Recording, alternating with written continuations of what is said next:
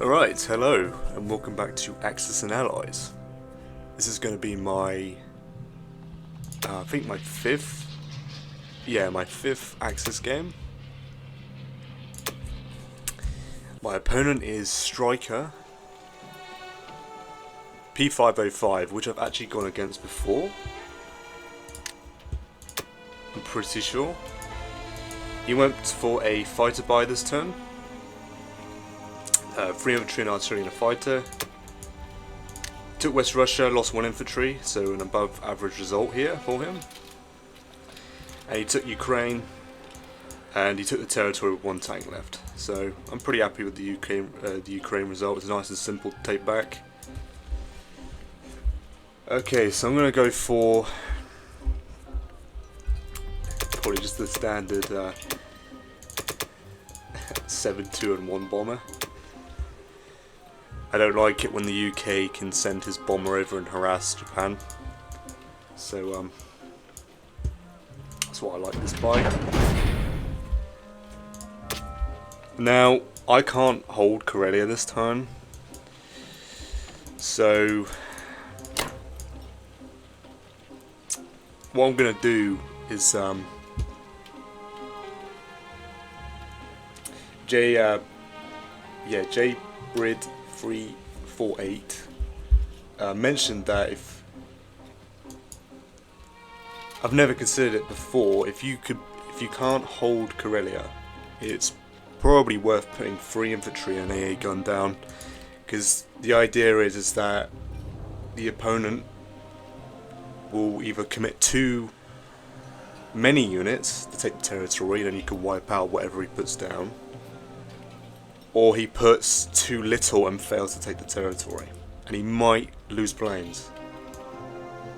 Now he's just invested in a plane, so if he really wants to hit this with planes, with all 3 of his planes, I have a pretty high chance of popping 1 of them at least. So I'm going to give that a go. I've never done it before. Very interesting move. It does really cause makes an awkward situation for Russia on round 1. Okay, so I think I'm just going to do a standard here. Just purely standard. I don't know how this game's going to go based on this. I don't know which direction he's going to go. Probably just a standard kill Germany. Right, so I think, let's see, 1, 2, 3, 4.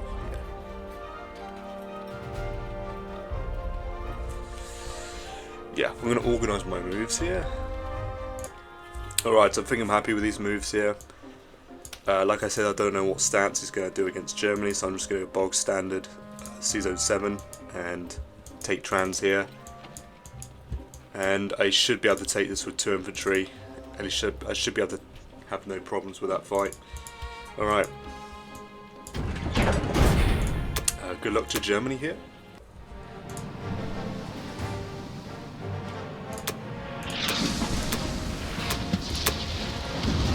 Okay.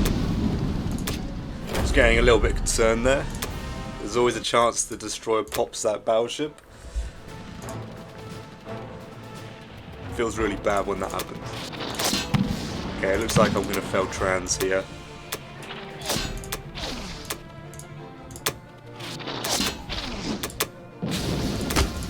Oh, come on.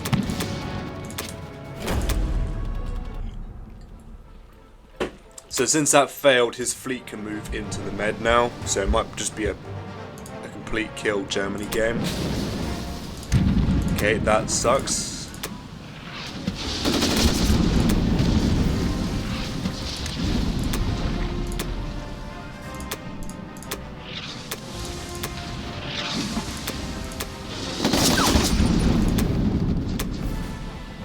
I think the sub just retreats there, right?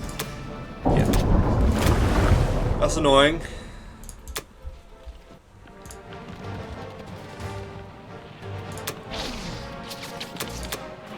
I don't know what's happening with my rolls. I don't know what's going on. But at least we take the territory here.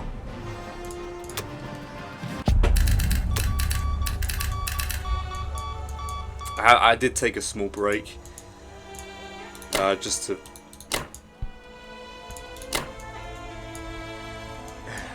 edit what I'd already recorded. That is not what I want to do at all. Right, so I'm going to do an infantry, an AA gun, an infantry. Very awkward, very, very awkward for him.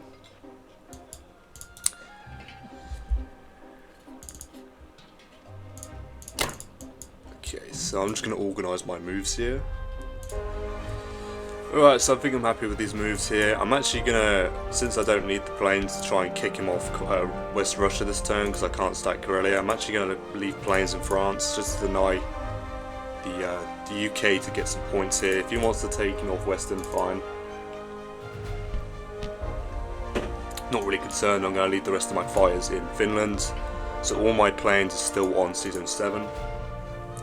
Hopefully dead zoned enough to the point where he can't put a fleet down. But he might just send the cruiser and destroy to wipe this out here, and still put a carrier down. That might be a bit too much for the Germans to take out here. If it is going to be a kill Germany game, I'm probably not going to hit his fleet. I need my planes to defend. And if it is a kill Germany game, I'll probably just stack shift between France, Northwestern maybe. We'll see. Hopefully this move pays off here. I apologise to my opponent here. But Germany's first round does take a lot of thinking sometimes, so... I think that's everything. I'm not messing anything up here. I'm leaving 2 infantry and AA gun, 2 fires. I'm going to sack the AA. So that should be enough to defend France. Everything's going to sit in Germany here. I'm going to have 7 infantry at least, and all my tanks. Should be enough to stack.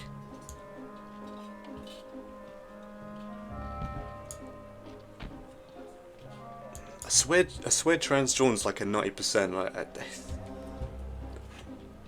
keep failing to take trans. It's so annoying.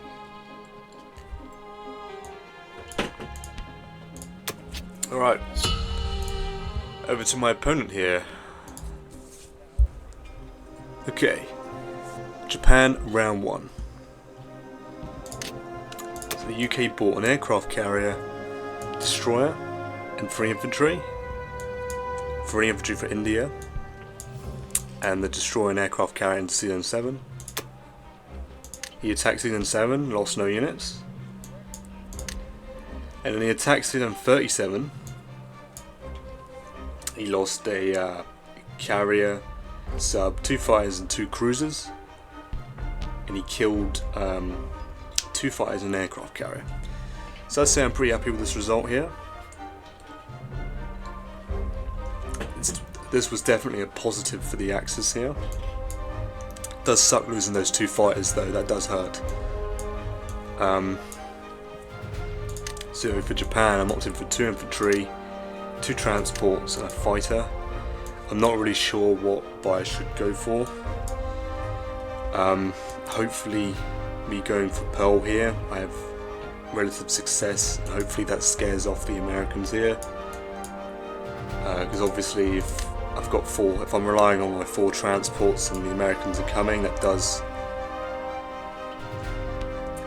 make my Japan game a bit uncomfortable.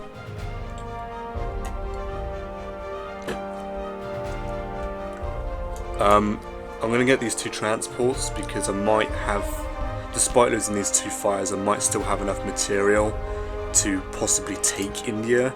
That's not going to be my primary goal here. I'm just going to go full kill Russia, I think. And if I'm confident enough, I might be able to time it with kicking Russia off West Russia. Maybe, maybe not. I'll have to think through that a bit, I think. But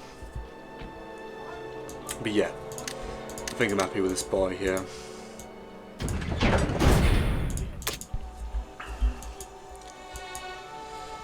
Okay, so yeah, I'm gonna do Pearl.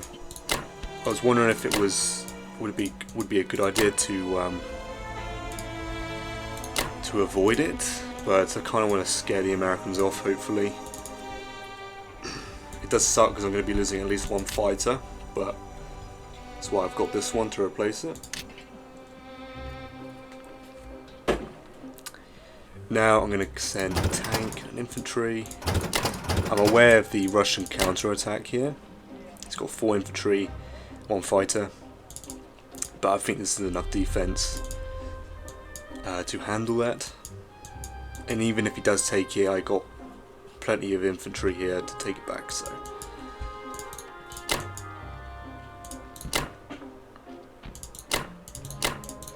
just going to take Burma because he left it open.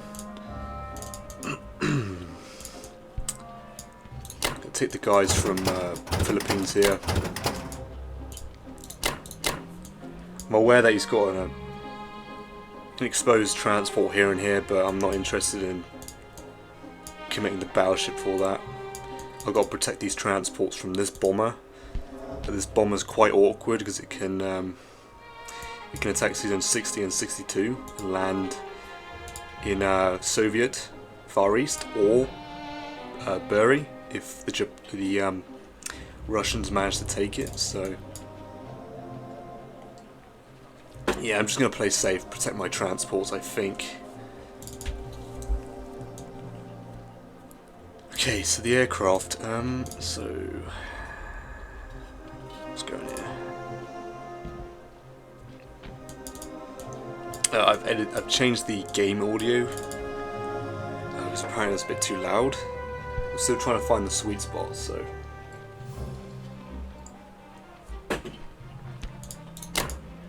yeah, it sucks without these fighters down here. I think that is everything. Hopefully Pearl goes relatively well.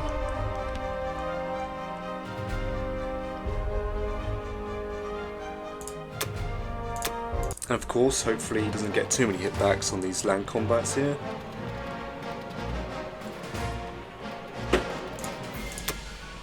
Okay. Very nice, okay. No units lost, love it. Right, let's get Pearl out of the way.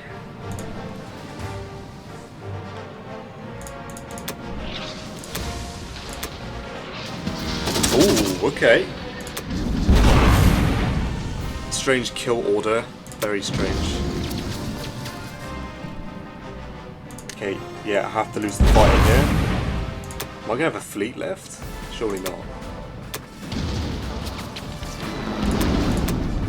Wow, okay. That's interesting.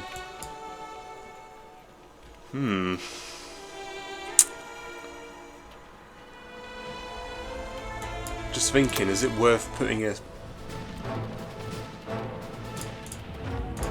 small fleet of 59 to try and scare the Americans off?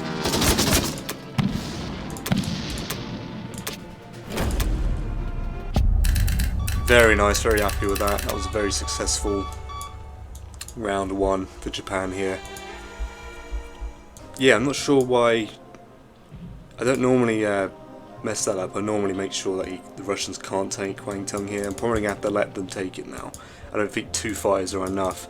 That's the thing about losing these 2 fighters now. It does jeopardize a lot of things for Japan. It's either that or I'm just used to having them left. Okay. Yeah, okay. This is interesting because I wasn't expecting to have a fleet left over here. I'm wondering if it's worth stepping forward with. The problem is I can't because I need to protect this transport from this bomber here. 1, 2, 3, 4, 5, 6, 6, 0. Yeah, I'm just going to pause and have a think of my moves here. Okay, so yeah, I was thinking of stepping into 59 with a battleship, destroyer and a carrier, with obviously the threat from planes from here in 61. 1, 2, 3, 4. Yeah, so I'd try and dead zone 56 straight away and shut the Americans up and save this small fleet here, but I need to protect the transports I bought. I need to protect them. So, and I need to protect this one. I could split them, but then the only defense for 62 would be a destroyer protecting 3 transports. That bomber is obviously going to go for that. I would go for it. That's too much of a juicy target to ignore. So it's either that or I leave 2 transports here and 1 transport here, but then what's the point? What's the point in doing? Yeah, I might as well protect them all. So as much as I would like to save these, it's not possible. So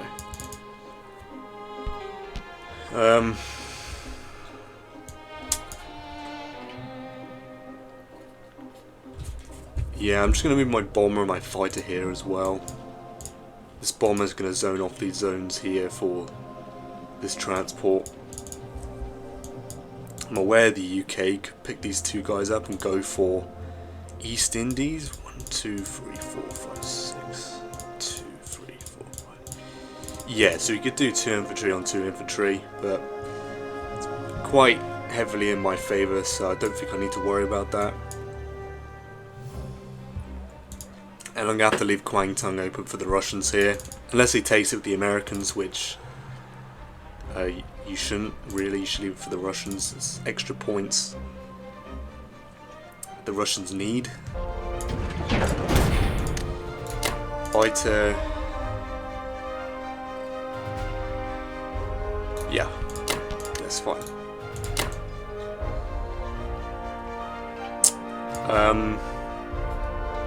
Yeah, it sucks because this is obviously going to die, but it is what it is. So.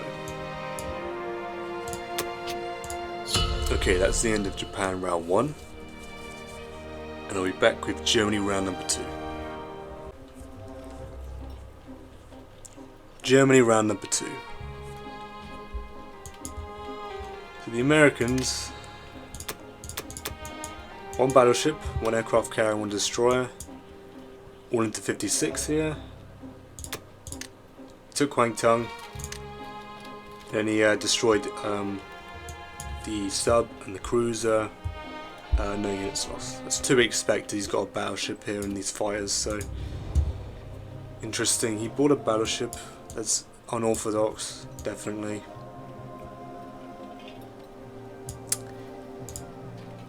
This transport's going to become a pain if it doesn't. If it escapes, it hangs around here. It's going to be a problem, I think. He might snipe New Guinea.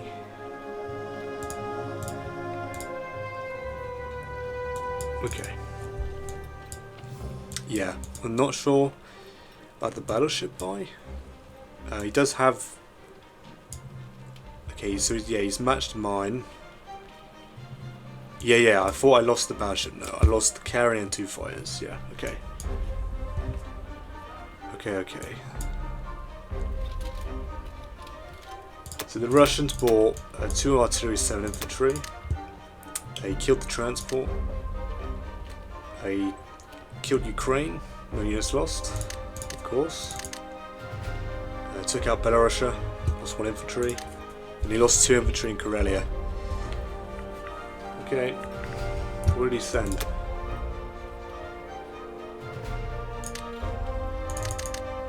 Wow, okay. His infantry have performed very well then.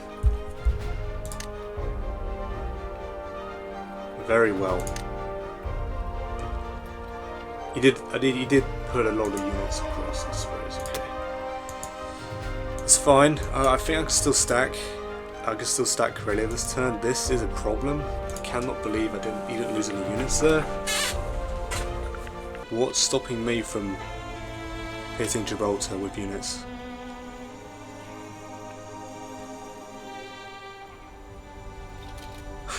What's stopping me from doing that?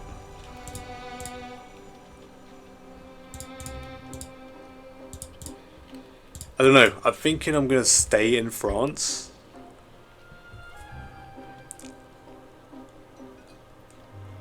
For one more round, I think.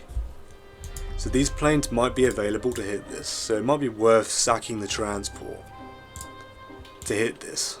To kill the plane.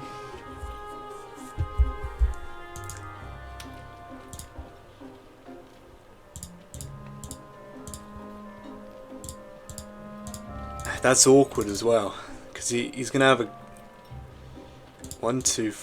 he's gonna have a bomber, destroyer, and cruiser. So maybe I just leave the battleship at 15.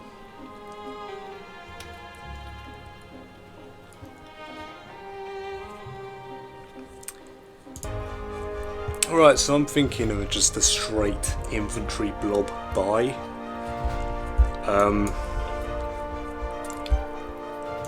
For now.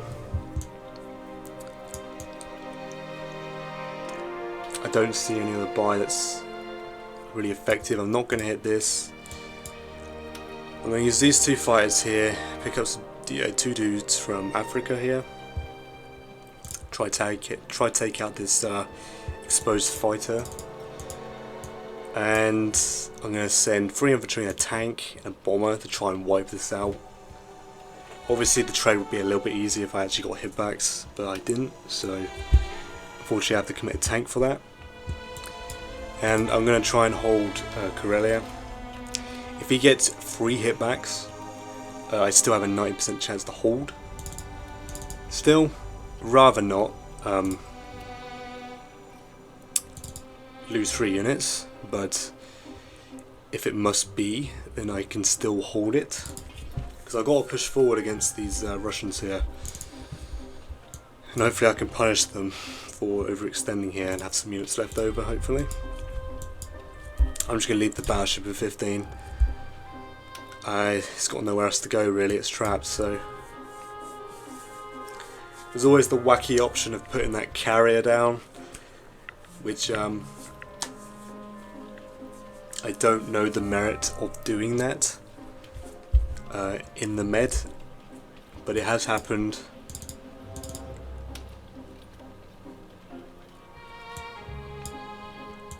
Yeah, so yeah, I think this is a good buy here. If this transport is somehow survived, then I have the opportunity to send some to Africa, but I'm just going to abandon it.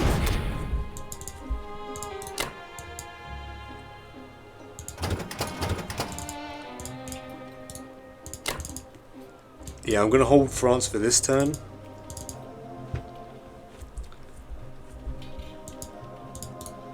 And then I'll see if I need to move them or not. Oh, actually I can send these fighters down. Oh, I completely forgot about that. Hang on a minute. Ah, okay.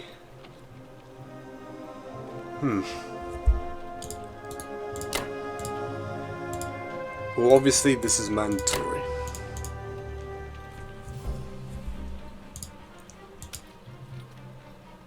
Interesting. I could try wipe it out then.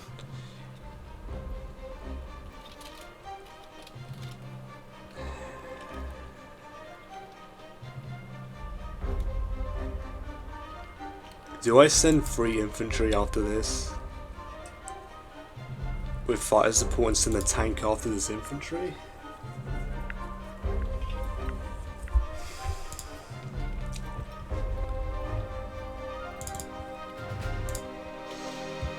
Alright, so yeah, I've decided that I'm going to commit the bomber, 3 fighters and 3 infantry to try and wipe this out.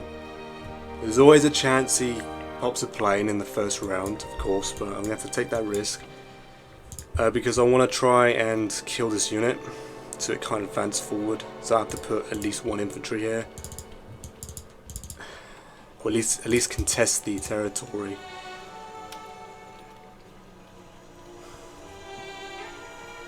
Yeah, I mean that's probably debatable, maybe. It's kind of a waste of a tank. But I've got nothing else. No.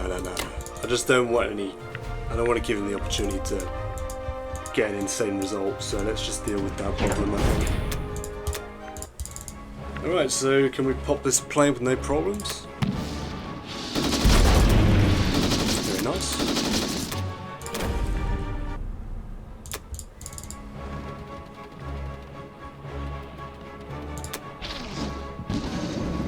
Okay. Very nice. Perfect. When Germany has the transport in the med, I tend to not really use or utilize Gibraltar unless it has infantry. Okay, that could have been a lot better, but it's fine, hopefully. Okay, good. At least I took the territory, that's fine. Sucks about the tank, but that's exactly what I needed. You're going to come to France. These guys are going to sit in Poland. At least an infantry and an artillery. AA gun. I'm going to move the AA gun forward here. These two fighters are coming here. This battleship's going to sit here. The infantry's going to come forward. Ah, I forgot to blitz Egypt. Oh, what am I doing, man? Oh. I was supposed to blitz Egypt.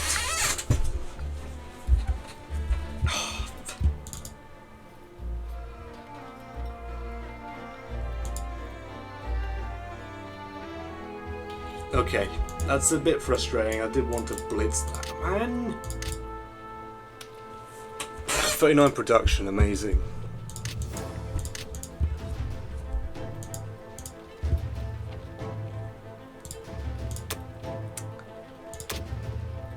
Okay, I'm happy with that. He has a 1-2 punch here, but I have an 87% chance to hold, so I think I'm happy with that. So yeah, 2 infantry here, and the rest go up to Baltic. Yeah, someone needs to wake up, I think. Yeah, that's why I left the tank there in the first place. I was supposed to blitz it.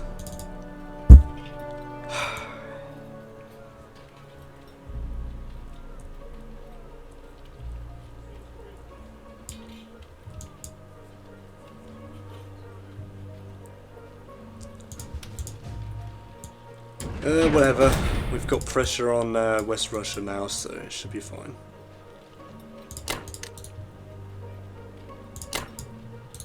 I doubt the transport's going to be alive, so I'm just going to leave the artillery in Germany. Alright.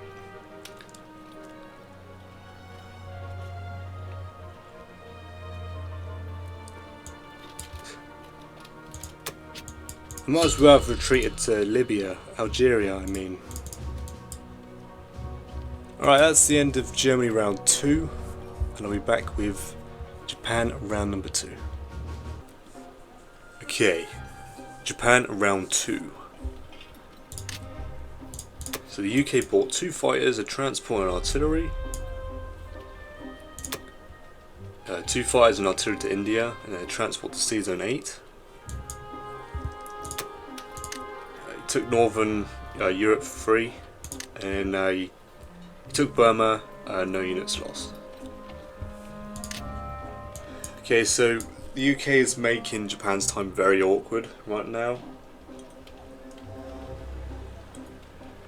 with these transports here. He has pretty decent attack power on East Indies here, and this transport can obviously access Borneo as well, which is a pain because I'm going to have to go out my way here to stop these transports. I'm going to have to move into Sea Zone 35, carry 2 fighters in a battleship to kill this transport and obviously threaten this one,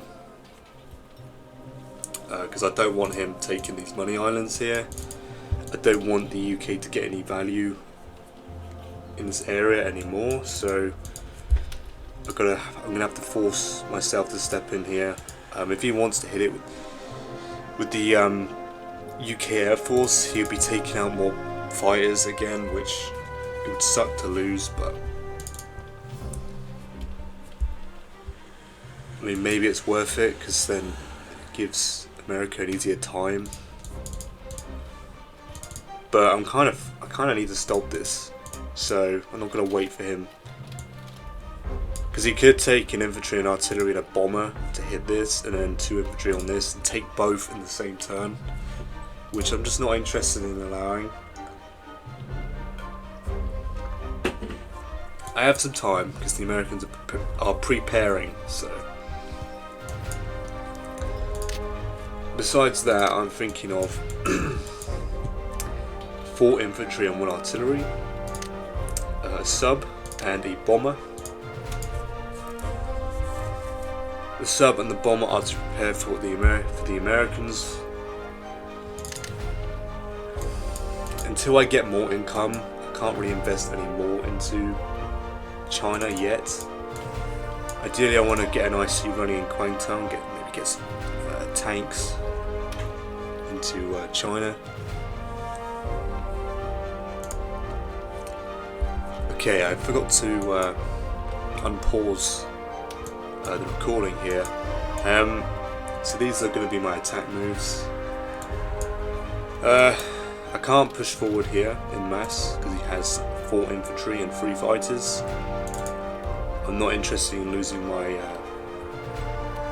my stack for nothing, so I'm just going to take it light. So as taking this light, I'm going to stack Szechuan with everything I have. I'm choosing to go for Russia here. This stack should, it might convince him to move off West Russia here. He might trade this and back off.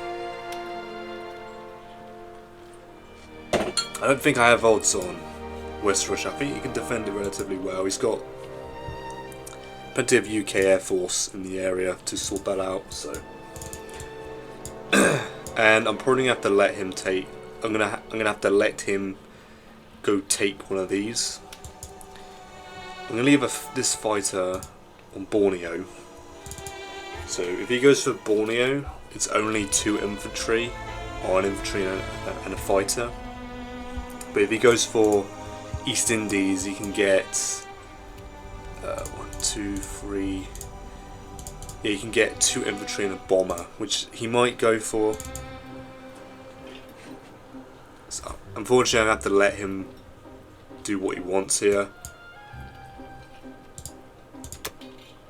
I changed my profile to carrier keep here because I'm forced to, because my fleet is going to be sitting in 35 here. This fighter, Burma, 1, 2, 3, 4. Yeah, and then this fighter, 1, 2, 3, 4. Yeah. I'm going to have 2 fighters, a battleship, and a carrier here. I'm actually going to have this transport here take 1 infantry and follow the fleet, and threaten to take French Madagascar. If I'm not going to go that way, I'll simply just go the other way, take Western Australia. We'll see. Or I'll go take South Africa or something. Right, I think these are my moves here. Hopefully none of these moves give me too much problems. Best case scenario, I get Japan to roughly 38 income for next turn.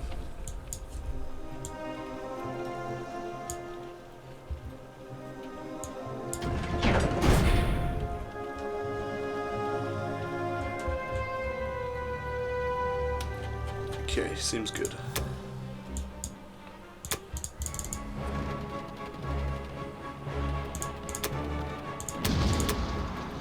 Right, nice and simple. Does he get hit back?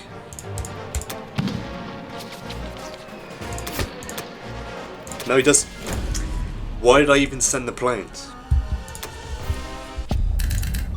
I wanted the bomber to sit on Borneo as well to range off all these potential spots he could go, because he could go this way again. 1, 2, 3, 4. Yeah. this transport can escape this way. Or this way, so it's what it is.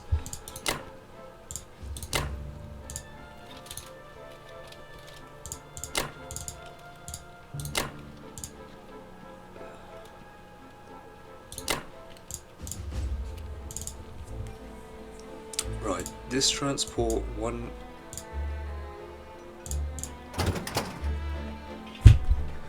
Interesting. Okay.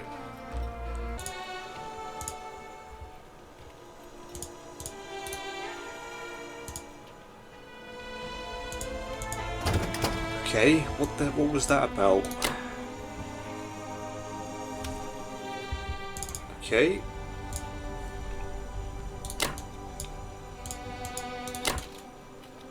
If he takes Borneo somehow, I have a 2 and a 4.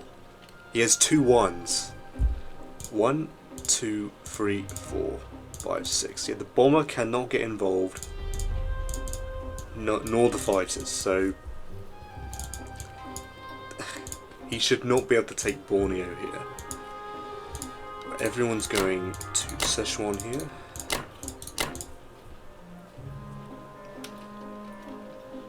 Yep.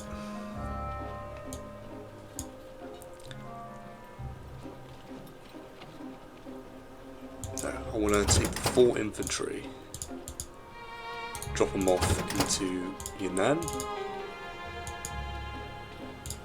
and then these destroyers come down. If I can afford it, I'll get an IC, get some armor into China here, but if the Americans are going to be a pain, I'm going to have to just invest in bombers, probably subs, get another carrier to ward this off. I can't allow him to establish himself here.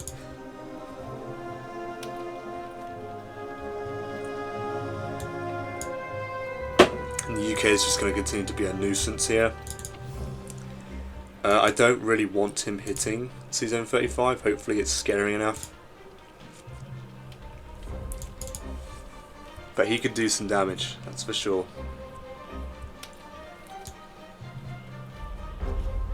Which is probably what the UK should probably do then, because the American fleet is arriving. He needs to do as much damage as he can to my fleet here to make it easy on the Americans. I don't know if he's doing a full commitment here. He might be doing a 2 ocean. I'm aware that he could go take these points here, but he can't defend the transports, and this bomb is just going to pick off 2 transports. So if he wants to do that, sure, I'll just kill them with the bomber. Bomber, sub, artillery, and then 4 infantry. That should be 3 transports worth with this AA gun. Yeah.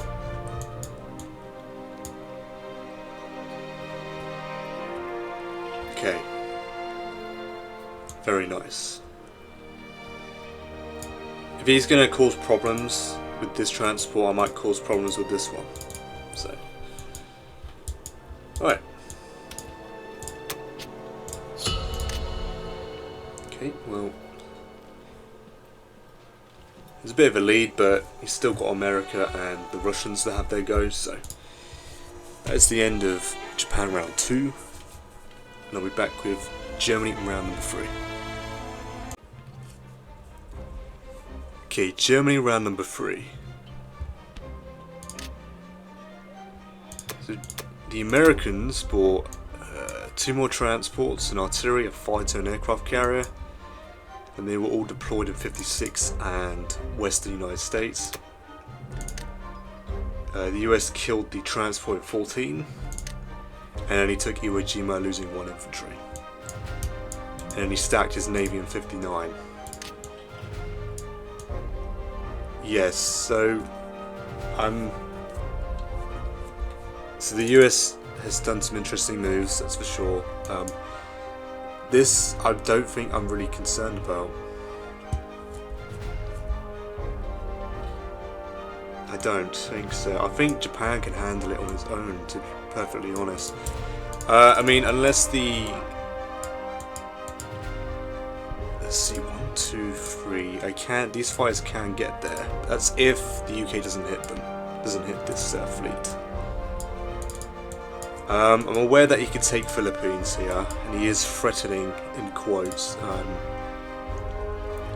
Japan with 1 infantry and 2 fighters and 2 battleship bombards. I don't think I'm really concerned because I can block if I need to. I can build ships to 62 and block. So yeah, I'm not sure. I think I don't need to put too much thought into it right now. I'll think about it on Japan's turn. And then the US obviously moved into Season 8 and then dropped every unit off into Northwestern, which I'm not sure on either, because I'm just going to stack shift from France to Northwestern now. Yes, I'm not sure. There's no follow-up from the Americans, so this is the only problem.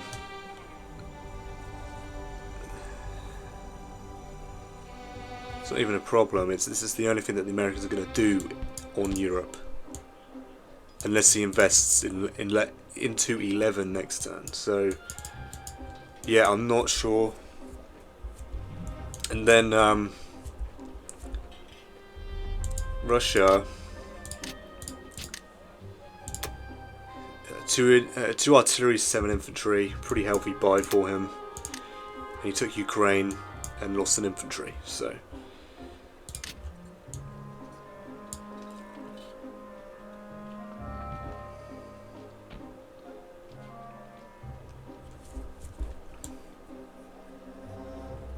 yeah, I'm not sure.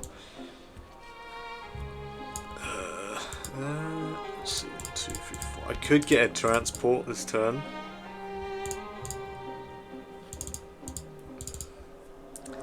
But I don't think I care. I don't think I need to. I think I just need to focus on Europe. I can deal with these problems here. Russia is just trying to stack everything it can in West Russia. I don't think I have odds. I've not found out. So the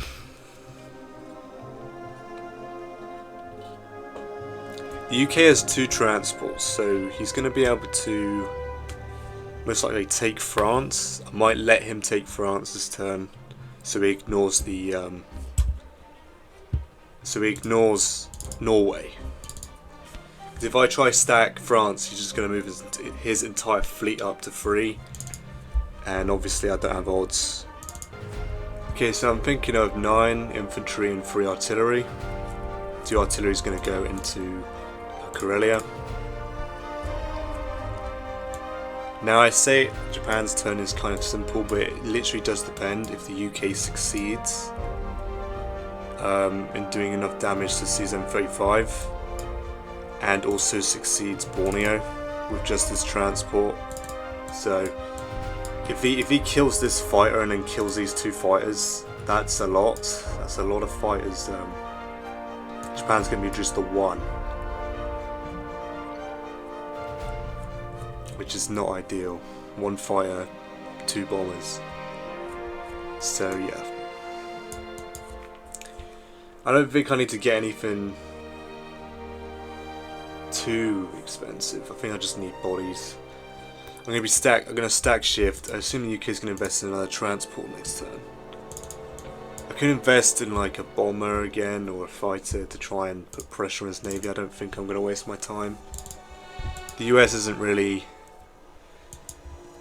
going to be doing much in this area, I don't think. And I'm just simply going to take Belarus and Ukraine. I might take Archangel.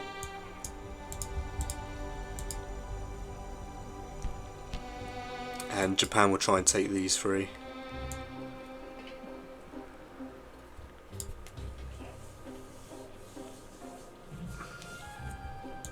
I know Japan can't move forward here. It's too much.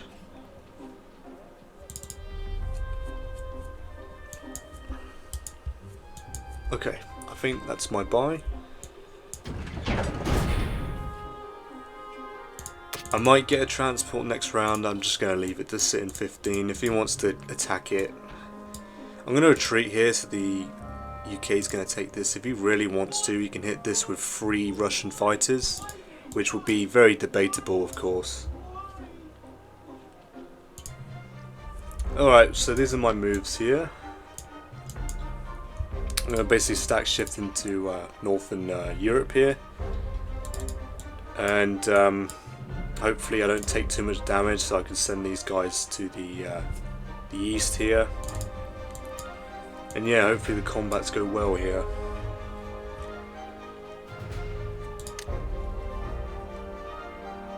Should be able to get Germans income up to 41.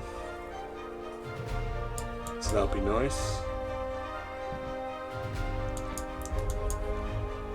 Hopefully this, yeah, especially this fight here, hopefully this does go well. And he doesn't get some ridiculous outcome, killing like 8 infantry. That would suck. Because the UK does have a follow-up, and I don't want him wiping out what I put here. So the stack needs to be big enough to withstand the follow-up.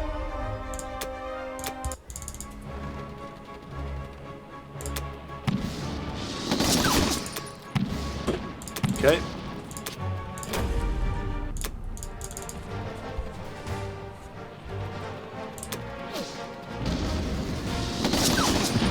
Okay, the heavies definitely did their job. I'm very happy with that. And only 2 losses. Very, very good. Very successful. I was a bit worried when all my lights missed. Yep, just going to send the A up there, and just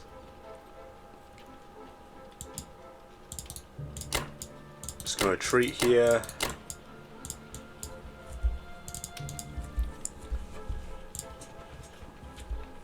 I reckon these guys can sit in Karelia here. All these guys are going to move up with the AA gun. This artillery piece is going to stay there, just in case I need a bigger punch into Ukraine. I think I can get away with sending these 3 guys up north. And the rest of my fighters will just sit in Germany. I think that's okay. I'm just going to see the UK's attack on this stack here. Okay, so the UK might think this is... He's going to have 3 heavies. He's only going to have 2 infantry and artillery and a tank, 2 fighters and a cruiser bombard. Personally, I wouldn't take that, but he might see it to chip away at my stack. But if he's going to do that, then France, and of course these territories here are going to be, well, he's not going to be able to take them, right? Because he's going to go all in and try and do as much damage as possible. Which I think I'm okay with, I guess. As long as the artillery is still intact, I'm fine. I've set my AA to die after the infantry and before the artillery, so hopefully the stack is big enough to scare him off. And I'll slowly add to the stack and just keep stack shifting between these 2. I think if that's what the UK is going to do, fine. He might be doing this to delay Germany, just so that the Americans can get involved and do some damage to the Japanese here, possibly. And obviously to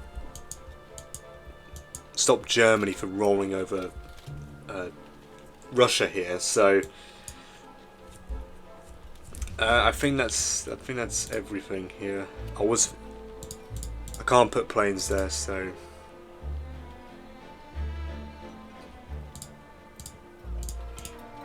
Maybe all the planes should stay in. There's no way he has odds on Germany, so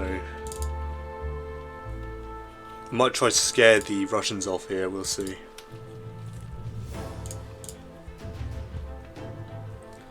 Yeah, I'm gonna have 13 infantry and a bomber. There's no way he has odds on this.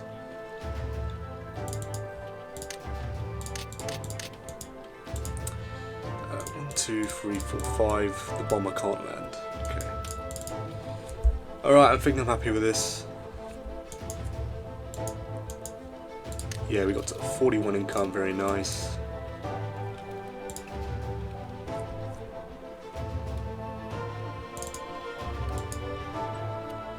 Okay, nice.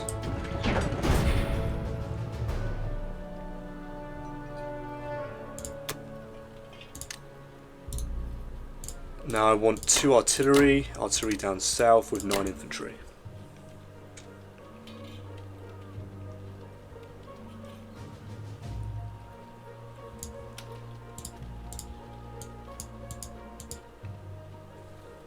I mean, he could come down with the UK fleet and wipe out this. Certainly an interesting move. He can do it. My aircraft isn't in position to hit this. Yeah, okay. Alright.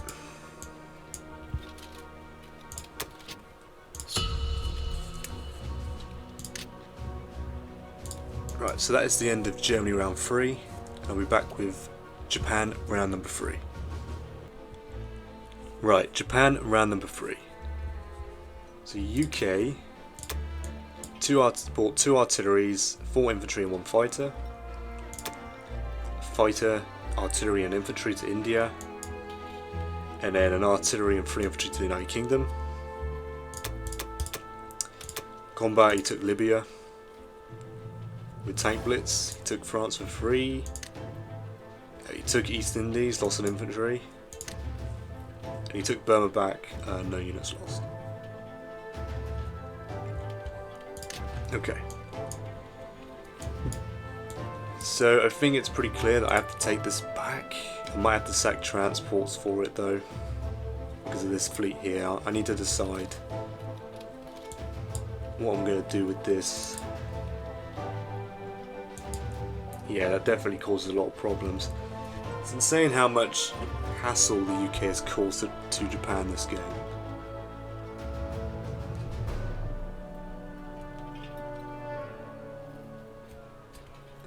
Yeah, pretty effective. I don't know if what he's doing over here is very effective. He's simply just taking,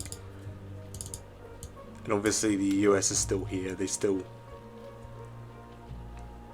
yet to do something else. So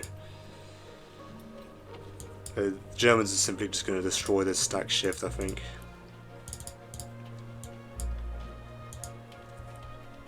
And he didn't push forward here, which is strange. Okay, so I think, yeah, I must take East Indies, even if it costs transports.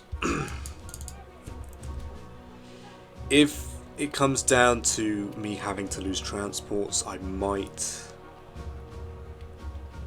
okay, I do have some spare units here then. I don't know if 1 infantry is enough to deal with this. So there's a couple things here.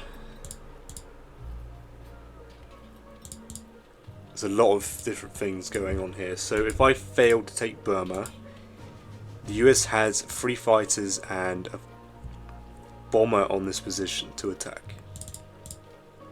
So that's, I only have to worry about that if I'm going to have my transports here still. I think this fleet is probably going to end up in 61 anyway. I think the best move here is to take this transport with this plane, send the transport with 1 infantry. I wish I picked up 2 now, but I didn't want to have 2 infantry stranded in Madagascar if that's what I was going for. So yeah, so an infantry and 2 fighters, for these 2 fighters here, take East Indies back. Now the fleet can move to 61 and then still have 2 planes land in 61, and if I didn't sack a plane, the other plane would simply just land in Borneo or any tile that is any coastal tile here, even the Philippines if I wanted to. Now the US can take Philippines, which I'm going to just have to let him take.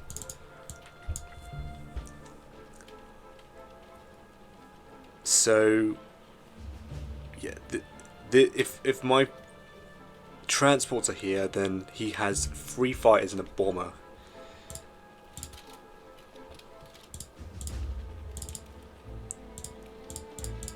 Yeah, because 2 fighters from here can go 1, 2, and then land. Actually, 1, 2. Wait a minute, am I correct?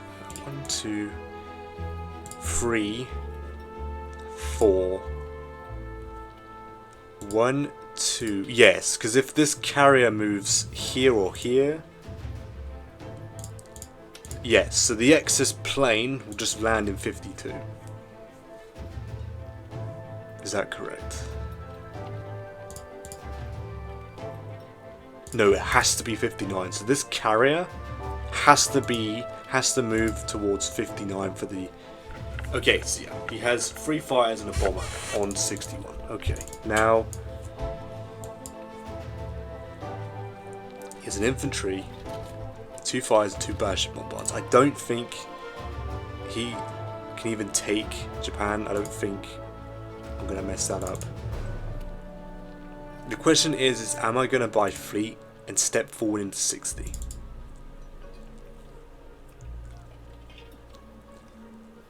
Attacking it is not an option. I'm gonna have 2 bombers, a sub, 2 destroyers, and a battleship.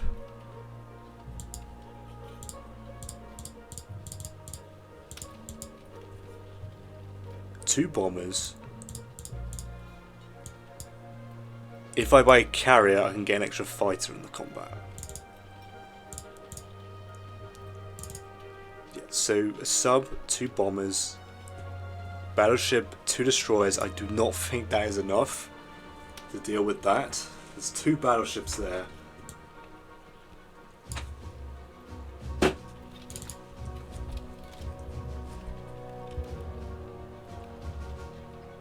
Regardless of what I do, the best move for him is probably to take Philippines and then move to 44 with the entire fleet.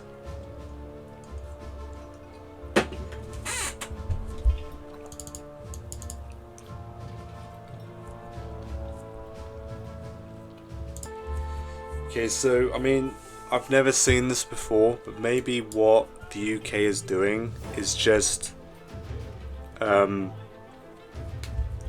causing problems for Germany, so I'm forced to commit resources to the west side of Europe, which helps Russia, and then Russia does what it normally does to stay in the game.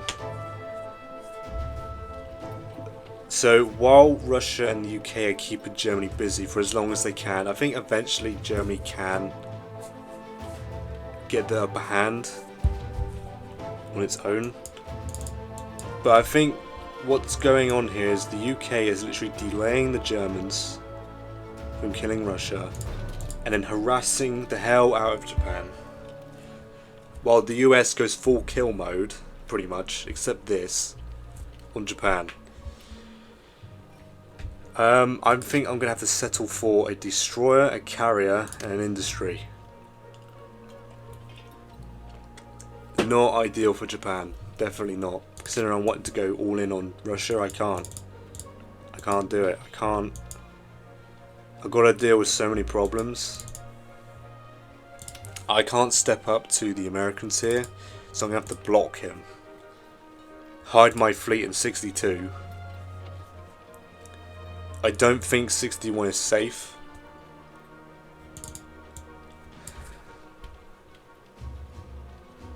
It might be, but I think no. I gotta move my fleet into 62 to protect my carrier, my plane, and my destroyer.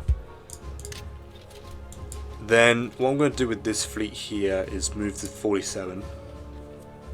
The US has 3 fighters to attack 47.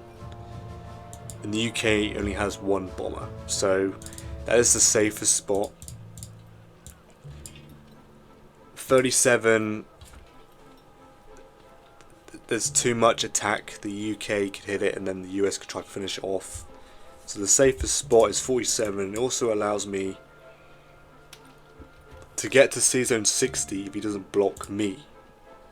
If not, I'll just move to 61.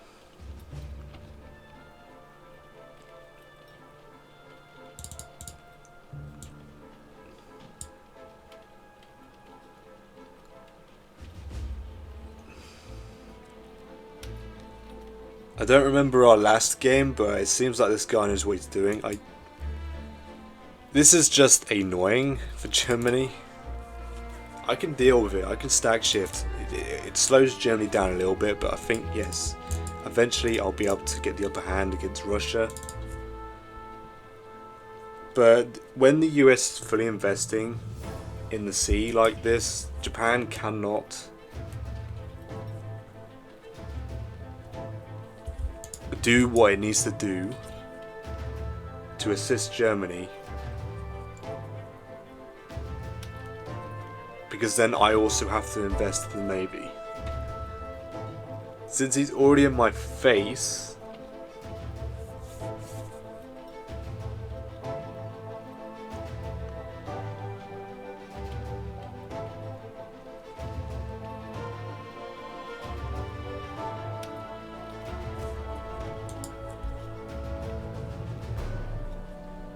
he can take Philippines, but he cannot block me from taking it back.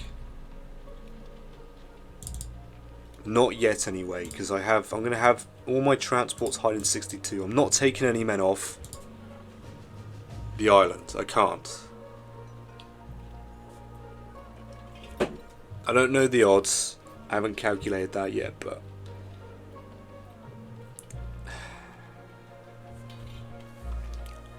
this is very annoying. I have to get the industry down because he shut down my transports already.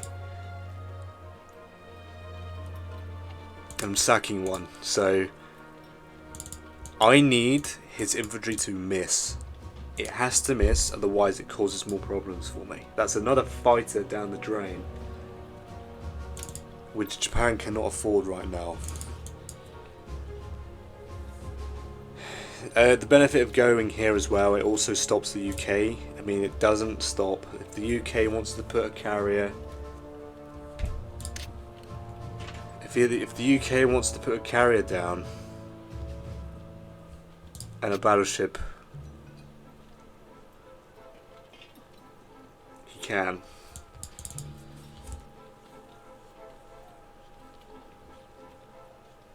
I don't know if Japan could deal with that. I don't know. Probably not.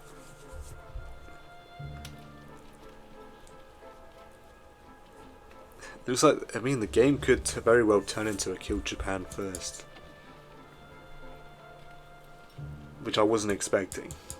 If he does put a fleet down, I don't know if I'm strong enough to deal with it. I might be able to. I do have bombers in the area. Yeah, I can't think of any other buy. I have to block season 60 with a destroyer. I'm going to replace that destroyer. If the fighter dies, I'm going to have to put this destroyer into 47 to help protect. So ideally, I need his infantry to not hit me. It has to not hit me. Now, I don't think I've messed anything up. These two fighters can go 1, 2, 3, land. This fighter can go 1, 2, 3, land, or land in Borneo.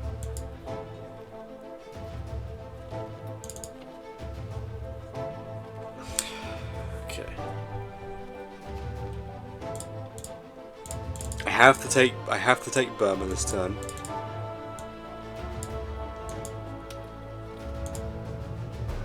I guess I'm taking Kazakh. I'll attempt to trade this, maybe. I'll probably just leave the infantry in Senkyang here.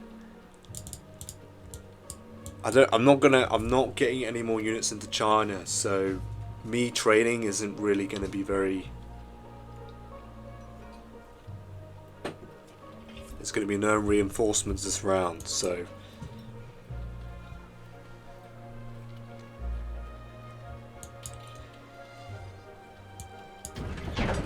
Okay, This is this is a bad buy for Japan.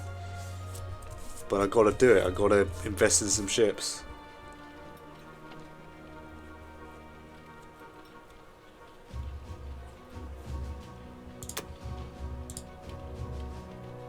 Okay, I have to block 60. He might just move ships into 59 again. And then if he doesn't block me, then I can move this fleet into 60 and then stack my entire fleet. And it might be enough, it just might be enough to scare the Americans away. But if he blocks me, then I can't do that. I suppose America has arrived at the right time because half of my navy is down here. Because if I left that transport alone, he could go for Borneo and East Indies, and I wouldn't be able to take East Indies back. So, yeah, I think next time I'll make sure to deal with the transports, because the UK could be pretty effective. I mean, the thing is, previous round I was supposed to have this bomber around here, but I didn't trust the fighter to deal with the infantry. I mean, the fighter missed. The fighter and bomber missed. The infantry, my infantry actually hit, so.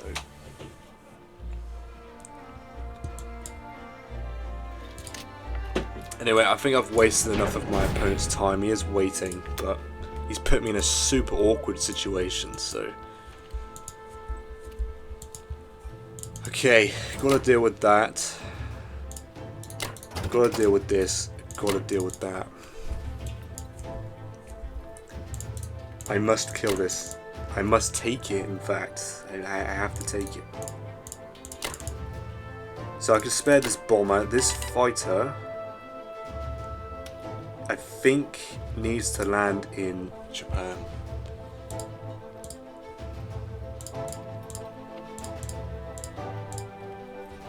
So he has, I mean, he only has 1 infantry. 2 fighters, but I mean, that shouldn't be enough, surely. AA gun, 4 infantry, and it's an 86%, but who knows, he could be crazy and take that.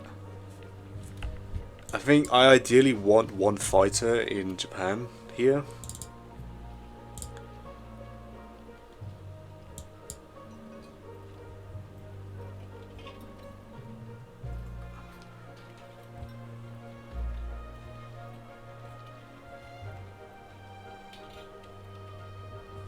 Gotta be careful, I can't land the bomber there.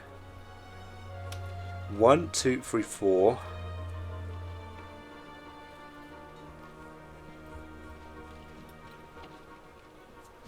Can't land the bomber there either.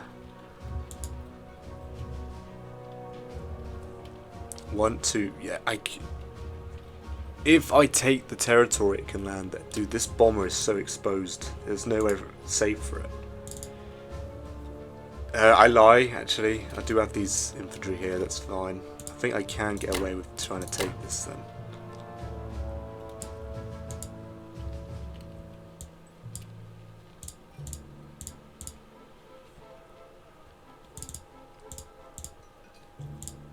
So this fighter, 1, 2, 3, 4, it can land in 62, then I'll deploy the I didn't buy a fighter, what am I talking about? I can't afford a fighter.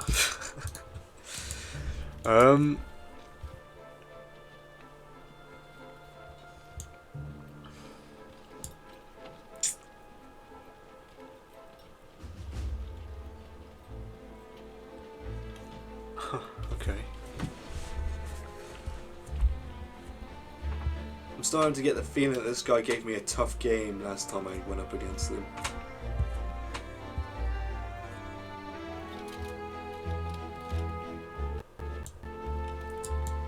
Okay, a bit of lag. It's a bit weird.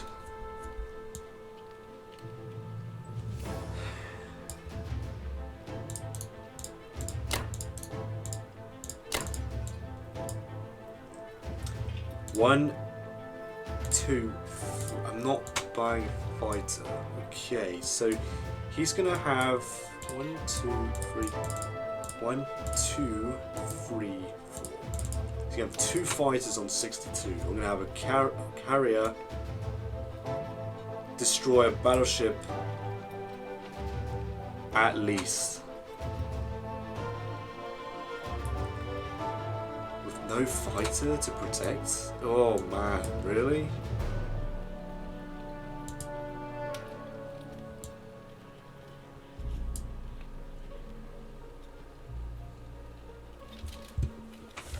Okay,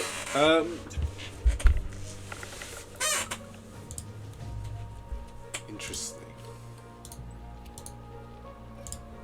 Yeah, I keep forgetting I lost those 2 fires, so I'm feeling like I'm supposed to have more. I might even lose another fighter down here, for God's sake. So, if he goes for an air raid, that is 2 fighters against carrier, battleship, and a destroyer. I think that's fine, honestly. Yeah, it's insane. Yeah, I don't think I need to defend. Yeah, it's a minimum of the battleship, the destroyer, and the carrier. This destroyer has to come here. If I lose the fighter here, I might have to put the other destroyer here. So best case scenario, I'm going to have 2 destroyers here. Okay. I mean, this bomber can't reach. No, it can't.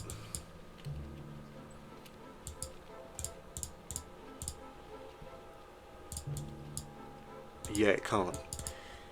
Okay, so that's fine, because I do feel slightly more comfortable if there's a fighter in Japan. You'll get it up to a 98.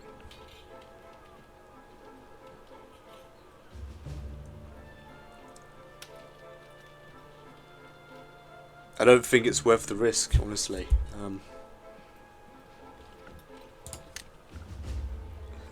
Well, it definitely doesn't seem like that at all. I do not feel like I'm ahead at all. Okay, well, these are my moves. I don't have... Damn, he knows.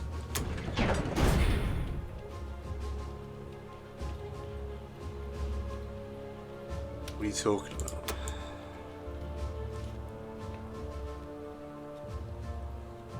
Oh, I think it's talking about that. Okay, that should be fine.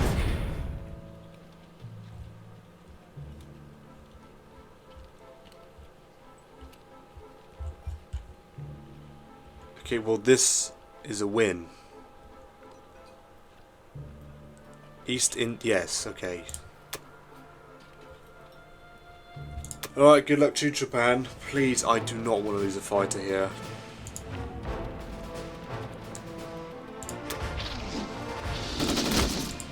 Oh my god.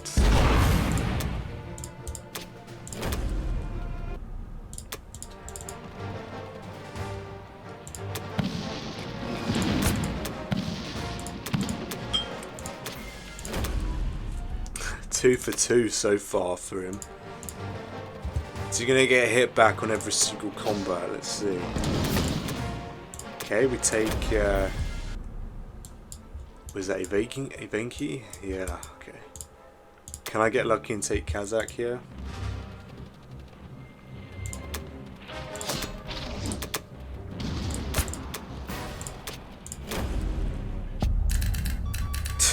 Of course. Of course, every time, it's fine. I mean, I accounted for the worst case scenario. It's fine.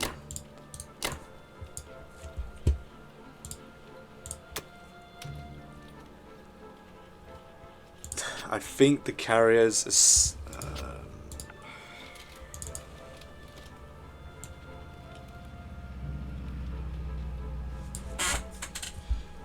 I think the carriers are slightly more important than the planes, so I think standard.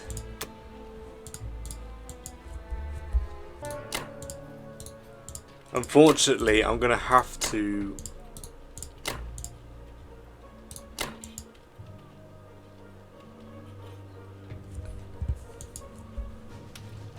Yeah, that's fine. I did account for the worst case scenario. So this guy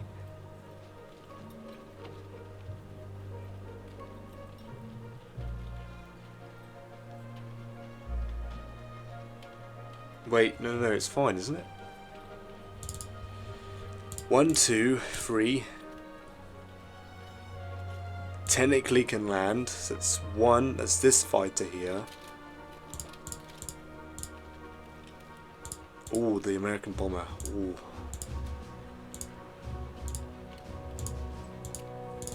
He can hit me with 3 fighters.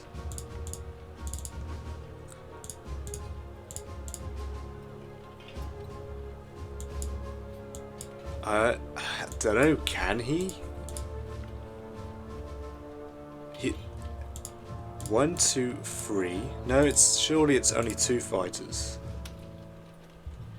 1, 2, 3, 4, 5, 6. Yeah, the bomber can definitely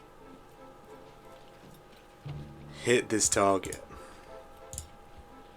Of course I lost a fighter, man.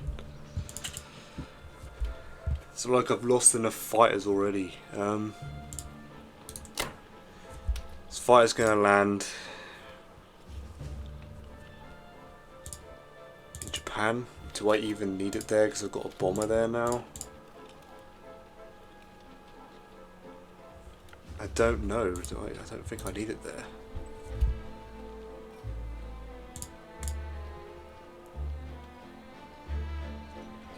So an AA, 4 infantry and artillery, and a bomber, I have a 93% chance to hold. Now, if he goes for it and he wins, fair enough. GG, well played. If I cannot win a 93% chance, I don't deserve to win at all.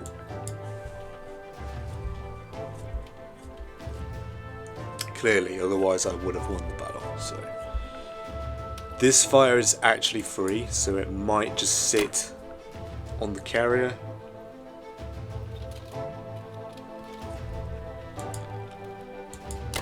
Now I'm gonna have to try and dead zone Burma now.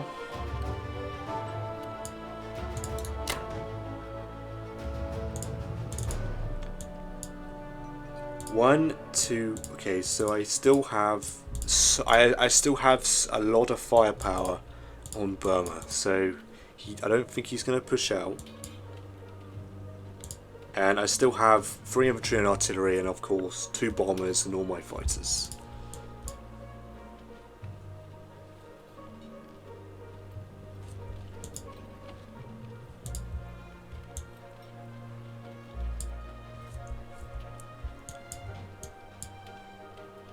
What's my income?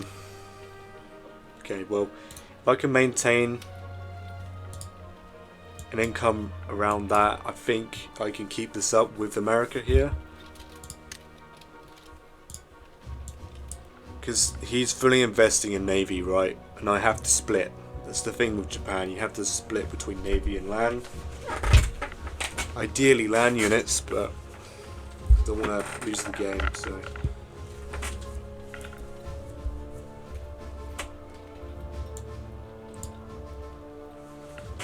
I don't know, I've got to figure some out though, because the longer the game goes on for, it does tend to lop side towards the Allies.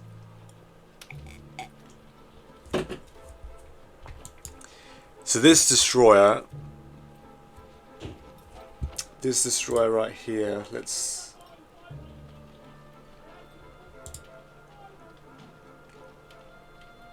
well, the fighter's there, so I'll move the destroyer down here. Yeah, okay. Okay. I think that is everything. Yeah, that is blocked. It has to be blocked.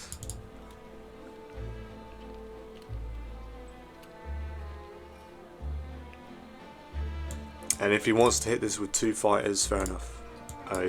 You're going to be taking heavy losses, I think. So.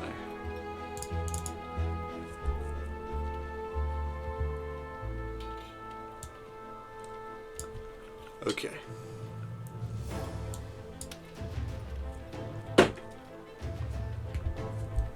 It's fine. I have enough units in China to do some light trades for a couple turns, but after that I desperately need reinforcements. So I'm going to have to spend at least 9 IPC a turn in Manchuria. And I might have to spend...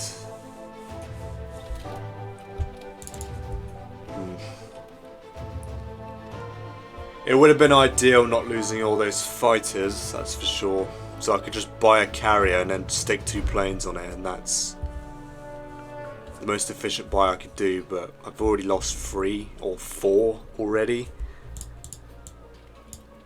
Yeah, I lost 1 here, 2 here, 1 there, so... Okay. That's enough time wasting. I see carrier and the destroyer.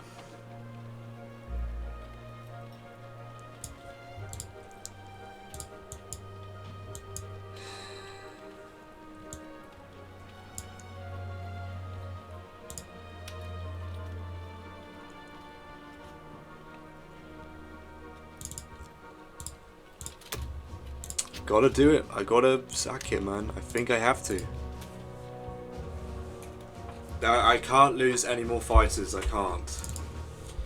It's fine. I have 41 IPC. I can afford a carrier. It's completely fine. But losing another fighter is just gonna annoy me, and it's too much. It's too much. Okay. So that is the end of Japan round 3. That was a super long round.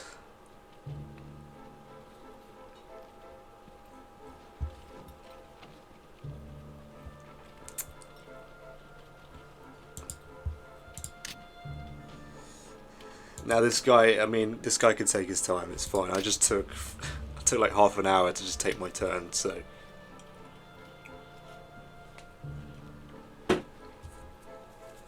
Yeah, so that is Japan round number 3.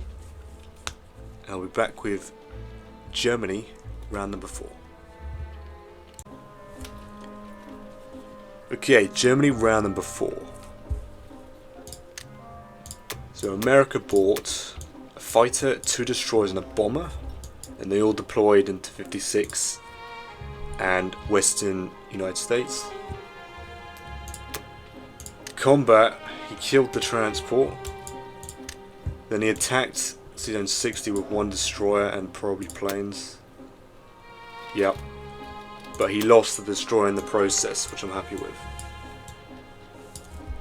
I'm happy that he backed off. It was getting a bit claustrophobic here with this air force here and this fleet, but yeah, he's definitely going all in against Japan here. So, but he's backed off, which allows me, he didn't block me either, so it allows me to stack 60 if I need to. Russia, 1 artillery, 7 infantry. He took Ukraine, no units lost. He took Bello, 1 infantry lost. He lost an infantry in Kazakh, and no units lost in Ivenki.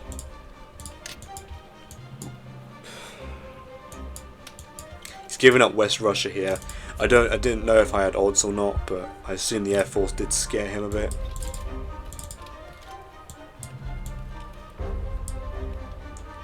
The problem is now is that Germany does not have enough strength to step forward here on its own, so I can't cross into Caucasus.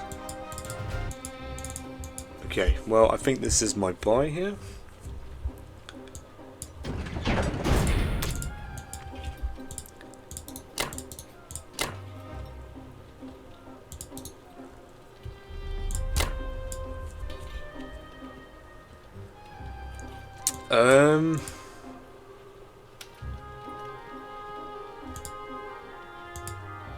Yeah, make sure I blitz this because he's left it free for some reason. I don't know why he didn't just push forward. But I'm guessing he's worried about India, so he doesn't want to be too far away. And I'm simply just going to walk in here.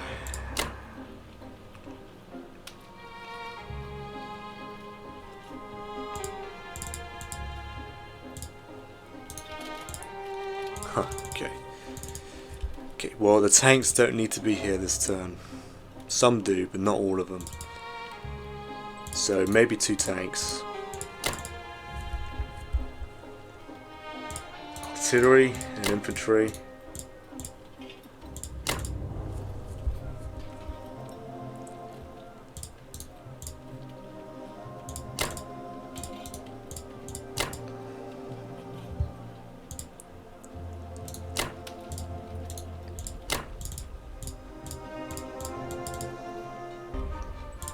Let's give this an extra artillery, and let's just add just an extra 2 infantry. I think I can get away with doing this. It's fine. Those are some big trades. He does have 3 fighters though, which helps him. As long as I can get rid of this and this, maybe this, then the pressure begins to loom on Russia here. Okay, yeah, I think I'm happy with this here. Hopefully these pay off. Alright.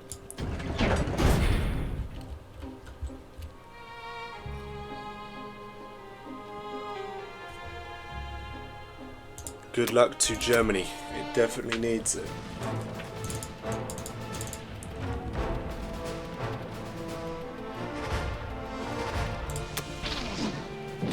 Very nice. Very nice. Very good start.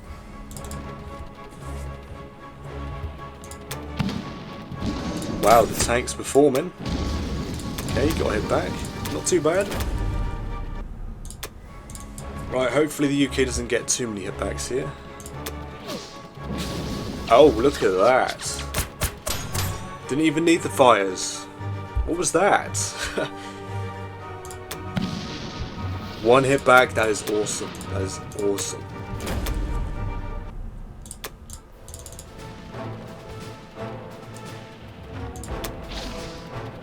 Very nice. No hitbacks. Very, very nice. This is going very well so far. Hopefully this one. I just need the fire. Very, very nice. Very clean round from Germany here. Very good. Very nice. Wow, that was very impressive. Very, very nice.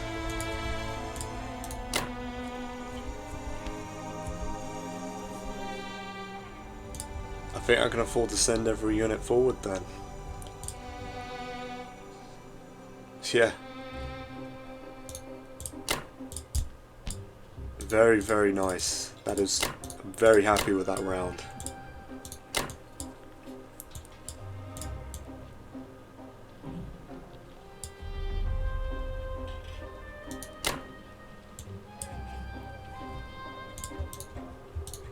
What's going on? Okay. Yeah, you guys definitely. Okay, yeah. I'll leave the fighter here. Give it a little bit more pressure to free, so we can't just send a small fleet. He's got to send a little bit more.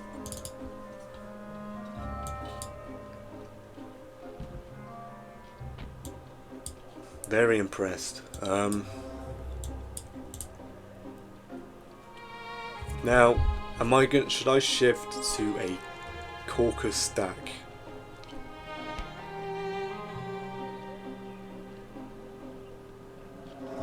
I think I can get away with doing that. Maybe. There's no way I have odds to stack this, especially since I committed the 3 tanks here. So maybe the AA going forward here. Nah.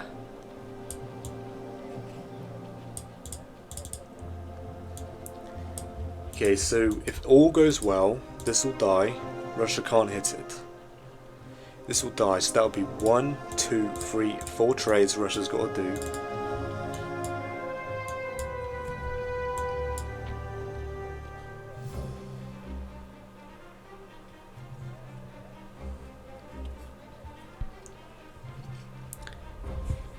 Okay, so the UK can hit this.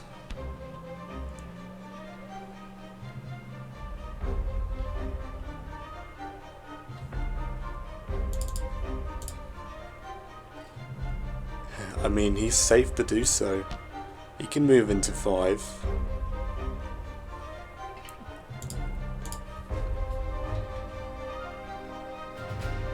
Yeah, he can move into 5 with everything. Take Karelia. Interesting. Now, I could probably get away. If that's the case, then why not try and stack Ukraine?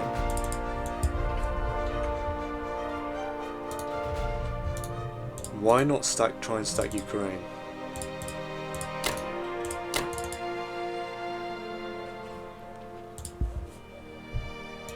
Why not?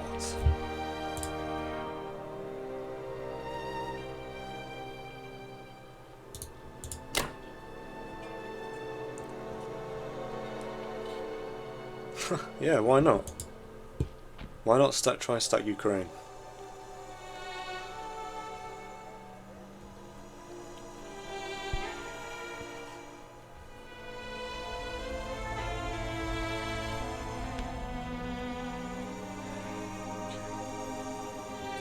Is it worth putting the tanks in Ukraine now so we can't trade it?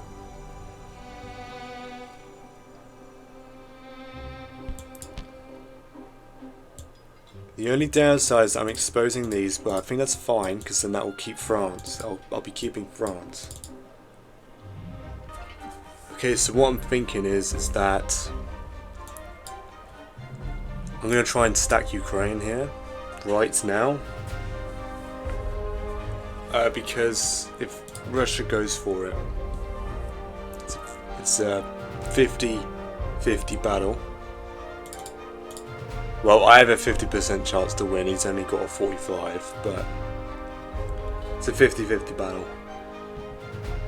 With a profit for the Axis, on average. I'm fine. I've literally bought 4 tanks, so if he wins that, I've literally replaced the tanks he's killed.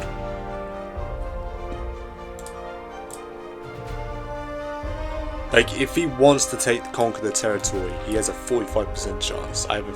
In fact, yeah. For him to conquer the territory, I have a 54% chance to hold. So, the idea is that I've got enough here to ward off the UK going for it. I want to try and stack Caucasus here, or rear up to to stack for Caucasus. So I'm going to deny him trading Ukraine.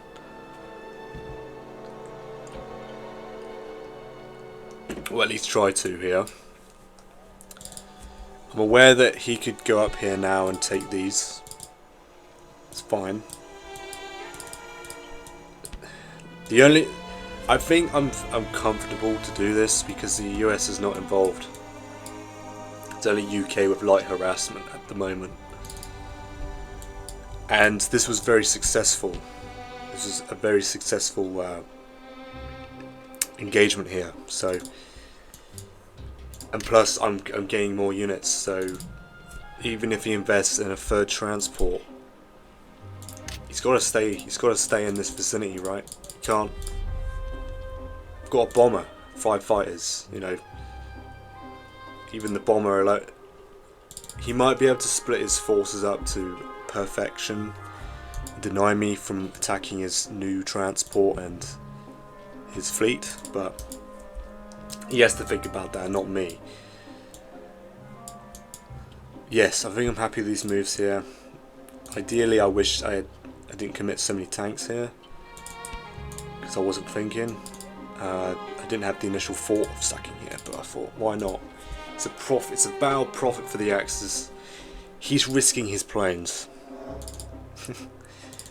and Russia without planes. That is not good. That is real bad.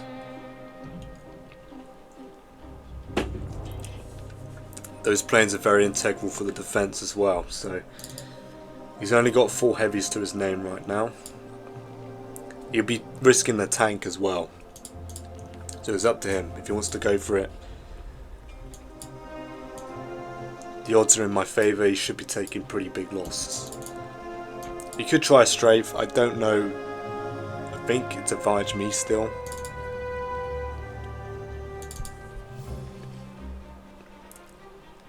But anyway, I think these are my moves. I've swapped the configuration here because I want to try stack or send more reinforcements to Ukraine to eventually take Caucasus, which is perfect because these 7 infantry will be out with the 4 tanks.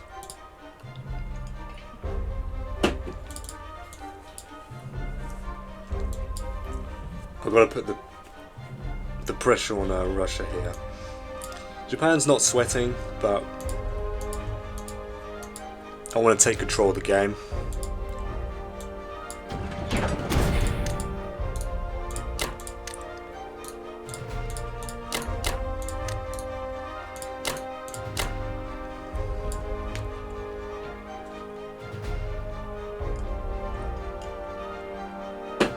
And I always have the option to invest in the transport, start shipping units to Italy.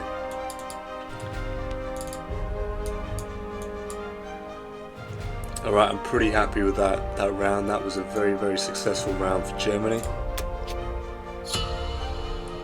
And yeah, we got up to the score that I hoped for. Very nice.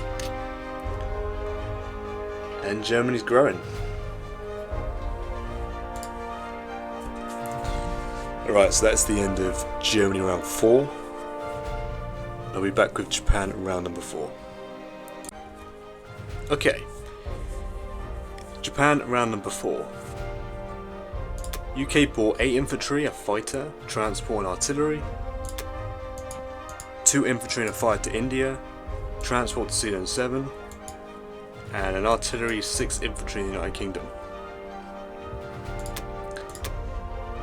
Combat, he pushed forward into Libya, took Finland, took Norway, and he took Burma, no units lost.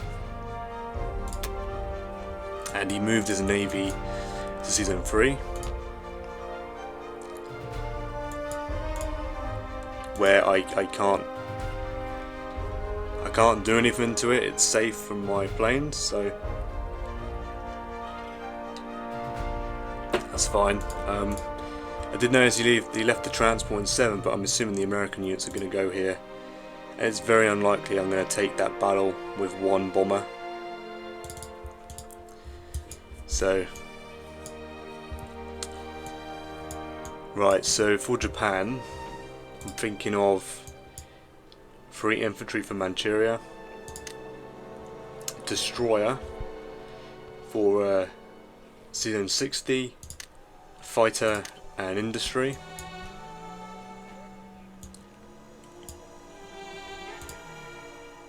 Because I want to stack my navy into season 60 here and step up to the American one.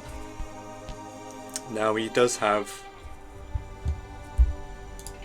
a lot of he does have a lot of attack power on season 60 here. He's got 4 fighters and 2 bombers because he owns Iwo Jima now. So, and of course his navy here. With his bombers involved and what I have, I can get it to a 71% chance to hold against his attack.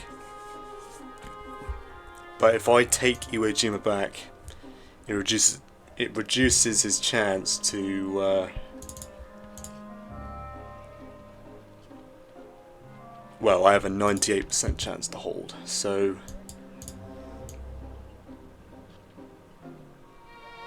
I think I'll just take Iwo Jima back, sacking a transport for it.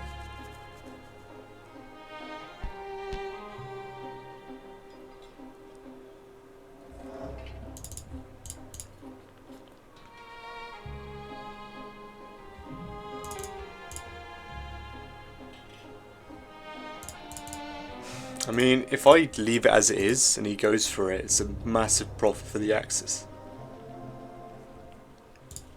But at the end of the day, the Americans are investing every single penny into the Navy. I mean, he bought a bomber and a fighter, so it's not all ships, but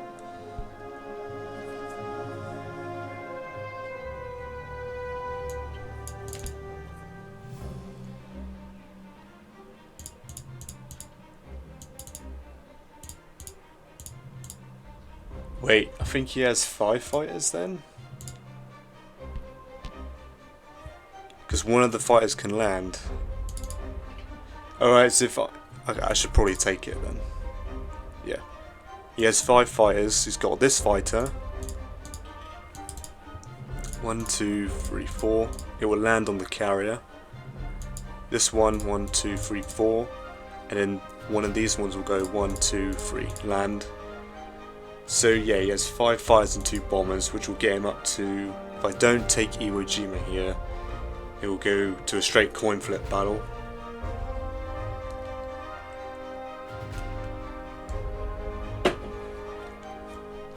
I'm not interested in losing.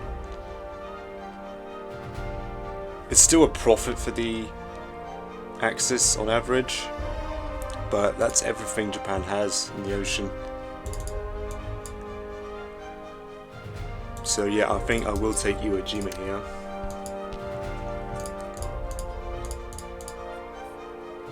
I think that's okay. Then this bomber, okay, that's fine. Because I was unsure what I was going to do with this bomber. Because I was thinking of assisting this battle here. But the problem is it can't land anywhere safe. The safe spot is here in Yakut. But then the US could simply just sack a transport and take Bury, and allow the UK to attack the bomber and land. Though the UK will be sacking its own bomber for my bomber, but this is clearly it would be a clear coordination between the US and the British here, so it's probably worth it.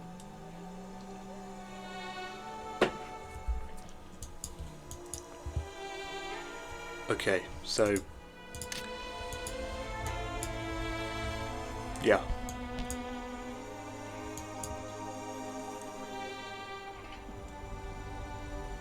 Yeah, I'm gonna take. I have to take it. That's fine. I'm gonna put thinking of putting the IC in Kwangtung here. I think it's relatively safe to do so. It's fine because the infantry from here is gonna move here, and then it can reinforce if I'm desperate. So right, I'm gonna be attacking Ivenki here. I'm gonna try and kill Novo here.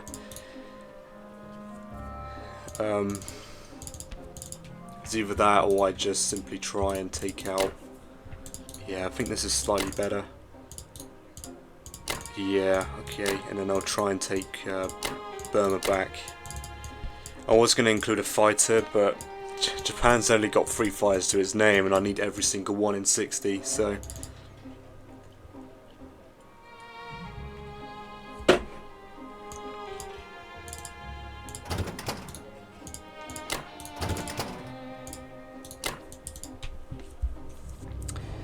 Right, okay, so hopefully the bomber gets a hit in the first round. Makes it nice and simple for me.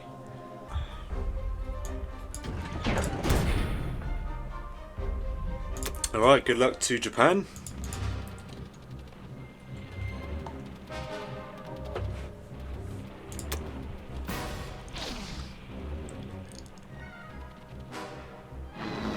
Okay, that was strange.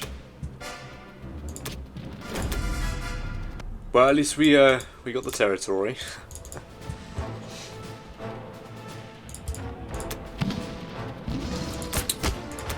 Ooh, very nice. I was a bit worried about that battle, but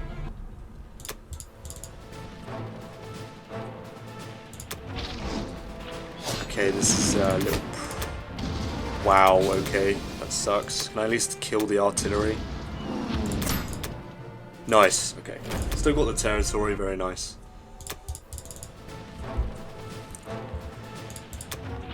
Oh dear, can I please? Very nice, okay.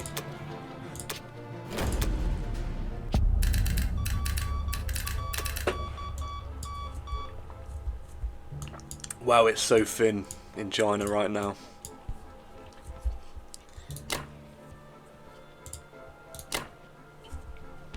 Okay, so yeah, everyone's coming to 60 here.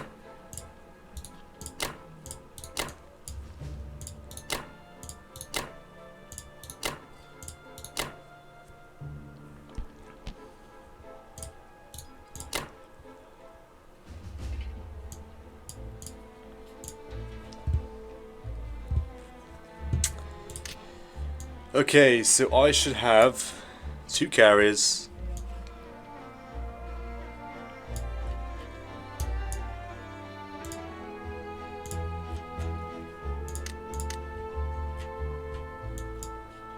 I was wondering where that was. Yes, so 2 carriers, 2 battleships. Come on. Yes, 2 carriers, 2 battleships, 3 fighters, 4 fighters, 3 destroyers, and a sub.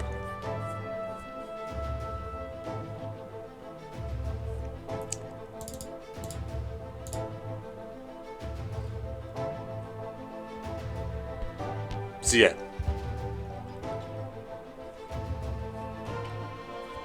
Now, do I protect my carriers or do I sack them? He won't go for that, surely. What? Surely, I mean, it's a 97% chance to hold. There's no way he goes for that.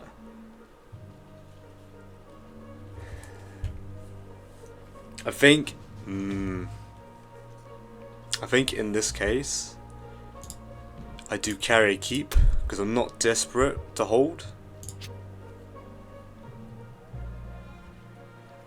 And carriers are slightly more expensive.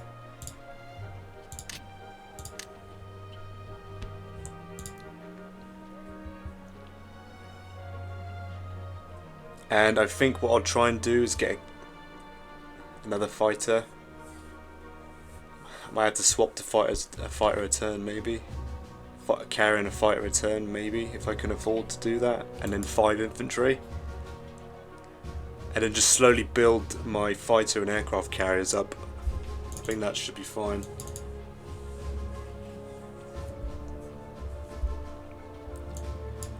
Okay, so on the ground here,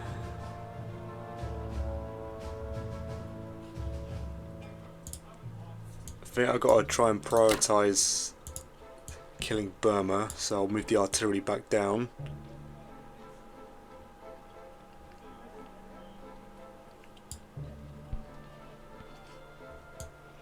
This bomber should be safe.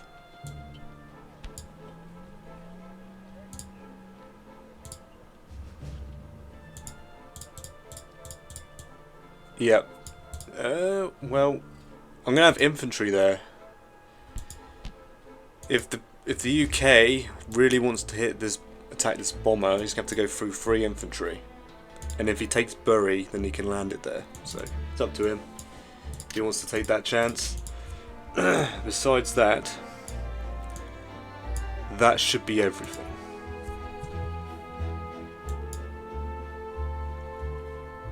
I'm not worried about the defense of the island right now because I have a 98% chance to hold, so I'm not too worried about that.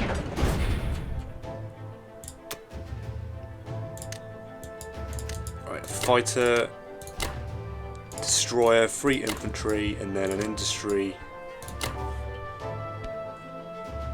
into Kwangtung.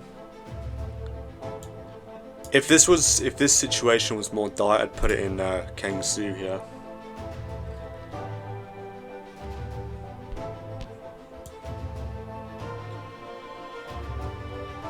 Okay.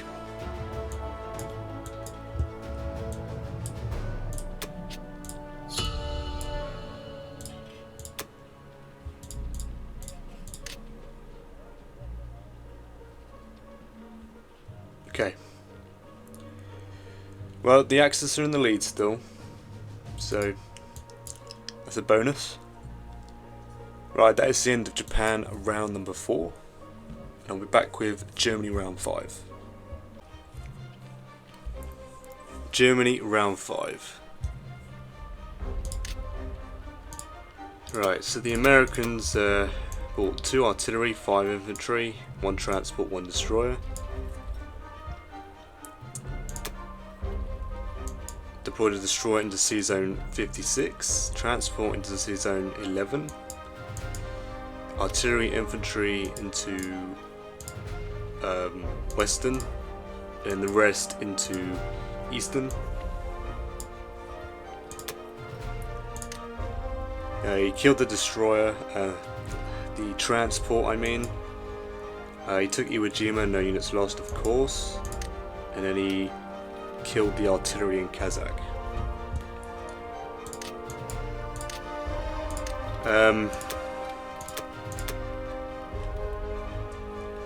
So Russia bought another 7 infantry and 1 artillery.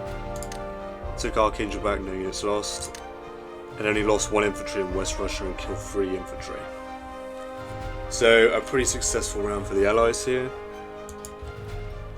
The Shaman didn't get more hitbacks, but it is what it is.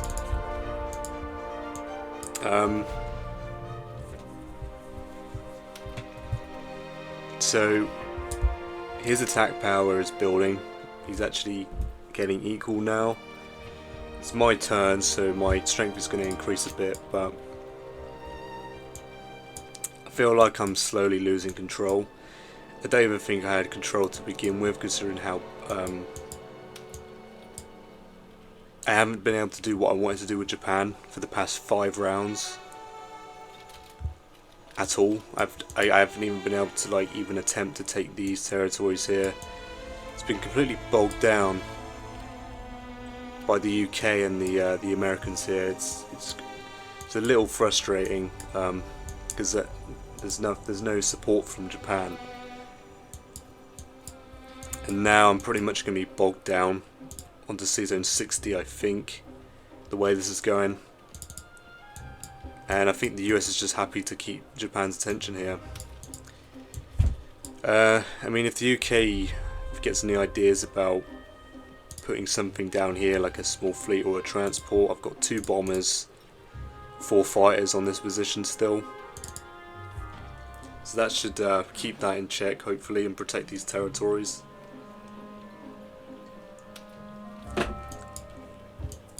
I'm not really sure what I'm supposed to do here. I might see if I'm strong enough to push into Iwo Jima here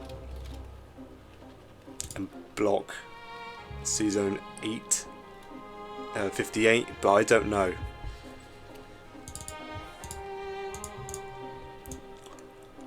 I might have to be aggressive here to sort this out, otherwise it's just going to be a stalemate.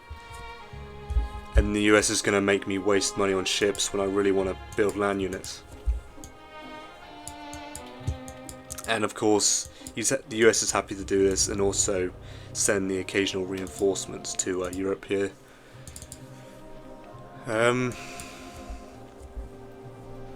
Yeah, I can't step into West Russia. It's a death zone right now. I'm going to try my best to get myself into Caucasus here with the Germans. Hopefully I can figure something out once I'm there. I'm going to prepare to move here, but if the UK moves out in mass, I don't know. I think the UK can actually do that. He can actually move out in mass and try and dead zone Caucasus with the Russians here. I don't know.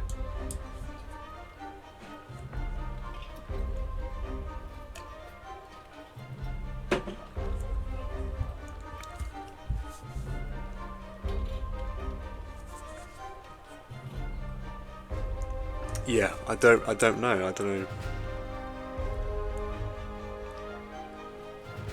I was thinking of getting a transport to CN15.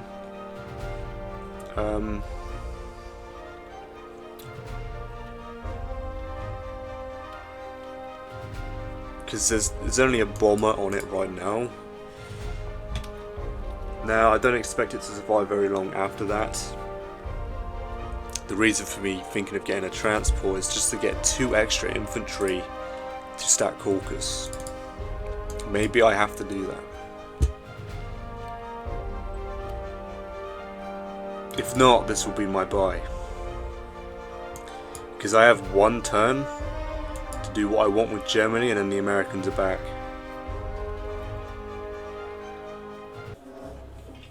I'm really not sure. I don't think I have to stress too much, but obviously if the US is here, then they could try and figure out some sort of stack. Now, it's unlikely they're going to hold it, but they're just wasting my time. They're wasting Germany's time. Which is, it's frustrating, because it's the only thing that the UK seems to be doing is literally wasting both Japan and Germany's time. This game, I mean, I like it.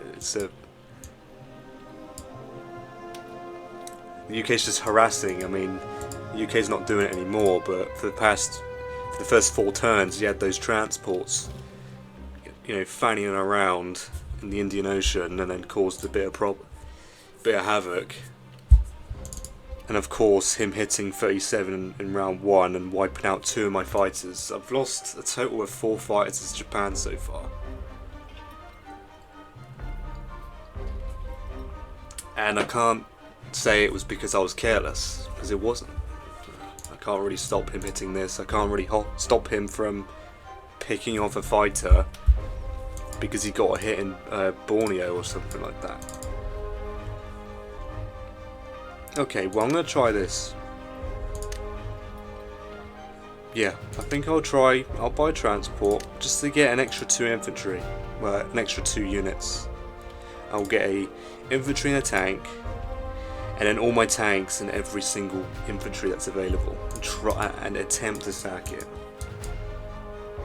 I gotta make a play here. I gotta try and put the pressure on Russia here.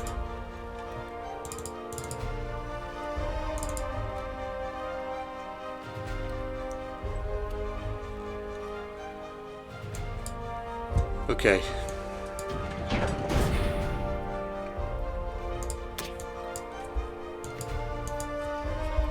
So I was thinking 2 infantry and artillery. Bomber, 2 fighters, 1 fighter.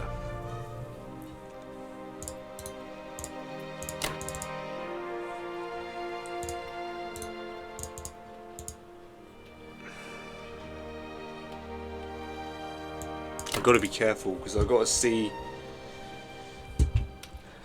what the UK can do to this here. He's got 5 infantry, artillery, 2 fighters, and a bomber and a cruiser bombard on this position. Okay, so just working these out. I can hold this fine. But the thing is, to hold Germany, I need to leave tanks behind, which I'm not doing. So I'm just going to give up France.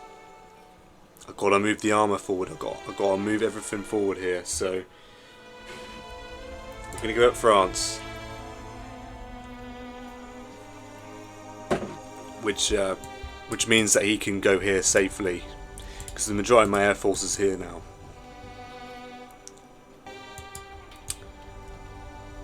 Okay, so I had a weird, I don't know if it's a bug or what is going on here. Why can't I blitz Caucasus with a tank? I had a problem on an Allies game where I tried strafing in this area, but it failed because even though I wanted to hit Ukraine and then retreat into Caucasus on like round 5 of Russia, and it failed because of some weird reason. So I don't know what's happening here, why I can't blitz. What is it, because it's a factory? I've never heard of that before. It's completely new. What is stopping me? It doesn't make any sense. I'll be able to strafe this territory on Japan's turn, so not strafe, blitz. So why can't I blitz? What is this? I don't understand what's going on here. I wanted to blitz it to save the infantry, because the UK is going to kill it anyway. But now, okay, I guess I'm forced to put... Is it because it's a factory? That is completely new.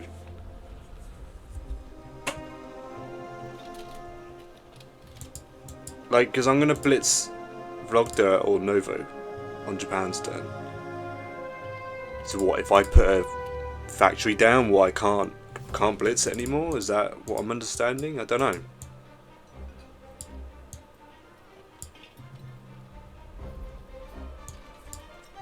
Okay then. Right, these are my moves, and hopefully they all go well for Germany. Well, the game's like in all of them, so hopefully the game isn't lying.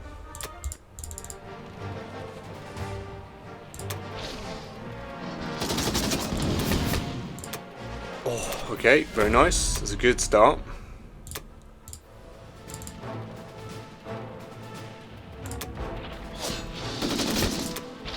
Okay, come on.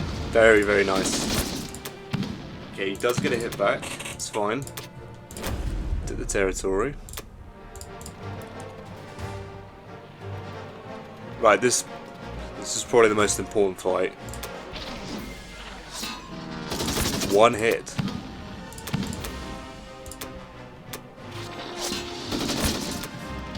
Okay, can we not do this, please? Can we please take the territory? Very nice. Okay.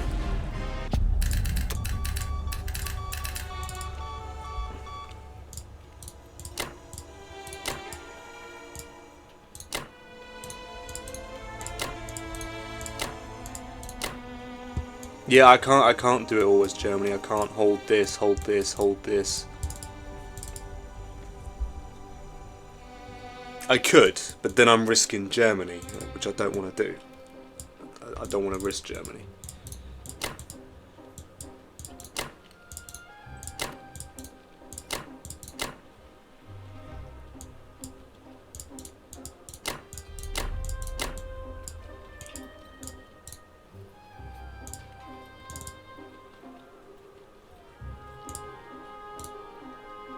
I want my tanks in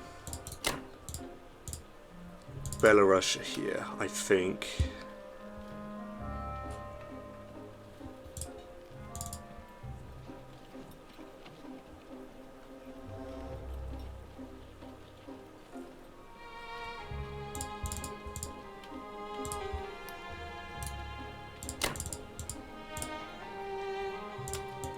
This should allow me to move these units.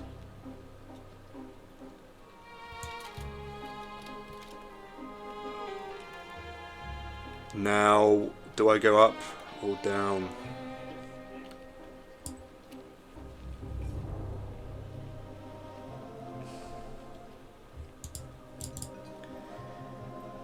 Okay, so I'm gonna have 4. It's 5 and 1. I kind of want more infantry up there, and then if I can get into Caucasus, then there is my infantry that I need. So I want my tanks here because I want the opportunity to hit Finland if he tries stacking it. Not that I'd probably ever go and hit it. I'd probably just ignore it. It gives me the option. Now, if Russia wants to hit my tanks with 3 fighters, if the UK wants to hit it with 1 bomber, sure. There you go. There's 12 exposed tanks. Good luck, I guess.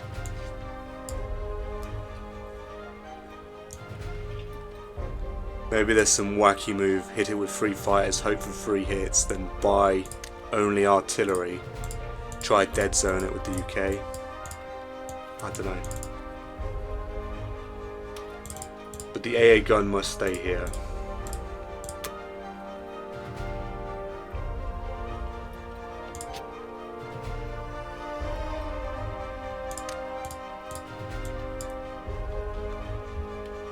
Okay, I think these are Germans' moves. The Germans. Better end my turn here. taking a little bit too long.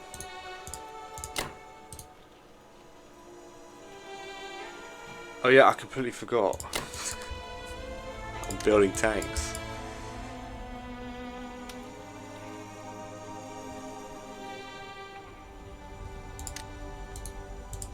So maybe there was a chance I could hold all three.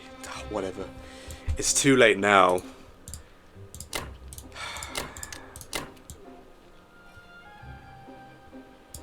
It's fine, it's dead zoned, you can't stack it.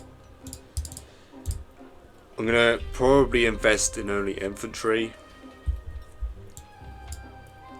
That is not good enough. Seriously. The UK is gonna be here. Worst case scenario, I don't kill a unit, he kills 2 of mine when I'm trying to take it. So I'll be down to 9 infantry, 2 artillery, and 13 tanks. No air support from the Japanese. I don't think that's enough, honestly. I'll see what the yeah. I'll have to see what the UK does here. If he steps out,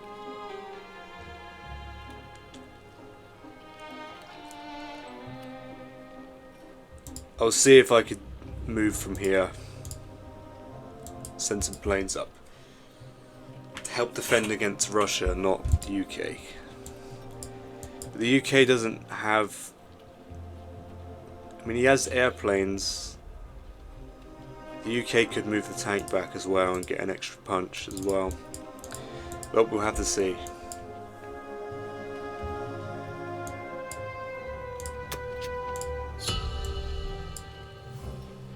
Okay. That is the end of Germany round 5. And I'll be back with Japan round 5. Okay, Japan round 5. So the UK bought an artillery, 7 infantry, and 1 fighter. Fighter, artillery, and infantry into India, and 6 infantry into the United Kingdom. He moved forward into Algeria. He took France for free. He took Northwestern. He took Caucasus for the Russians here. No units lost. He took Finland, lost 1 infantry. And he took Burma, no units lost. So a very successful round for the United Kingdom here. Right, so I'm gonna have to make a play here, because I gotta commit to this Caucasus here. I gotta step in with Germany. Now, worst case scenario, I think it's fine. I think Germany is safe to step here with Japanese support. I'm going to move this fleet to 61 so that these fighters are in range to help stack Caucasus if Germany needs them, which I think they will. But this is the worst case scenario. So worst case scenario, I move in and he gets 2 hits. Then on Russia's turn he buys 5 artillery, giving him a huge bite, right? With all that in mind, I can get, with 4 Japanese fighters, a 70% chance to hold Caucasus if I can send every available unit. But I've not considered what he's committing to take West Russia, Archangel, Vologda, Novo, and Kazakh. So I don't know what he's going to commit to that fight, so not every single unit that's here right now will be available.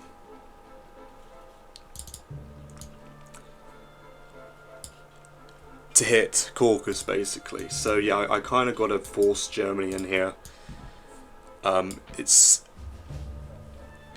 it's safe to step away from the island here. I can get Japan's defense to a 95% chance to hold, and if the US goes through it and he wins the 5%, then, you know, GG, well played. There's not really much I could have really done to improve my odds anymore. But I need to force...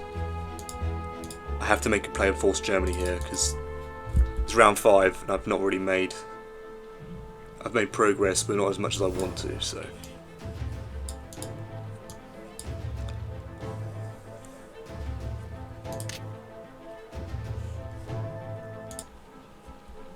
So yeah, with that in mind, I'm going to go for 9 infantry and artillery and 1 fighter. 7 infantry and a fighter for Japan, and then 2 infantry and artillery for Manchuria or Kwang. I might put them in Kwangtung here.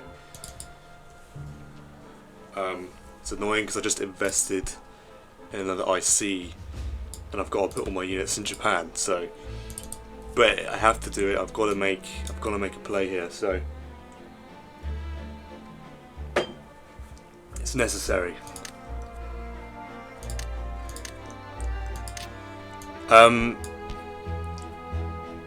Okay, so I think I'm attacking Season 59 to get rid of this transport. I think. Not that it matters, because he's still got 2 transports. He can still get 4 infantry, 4 fighters, and 2 battleship bombards. But I should be fine. I should be fine here. I need my fighters to stay in 61 as well, because obviously this guy has... He's got 4 fighters.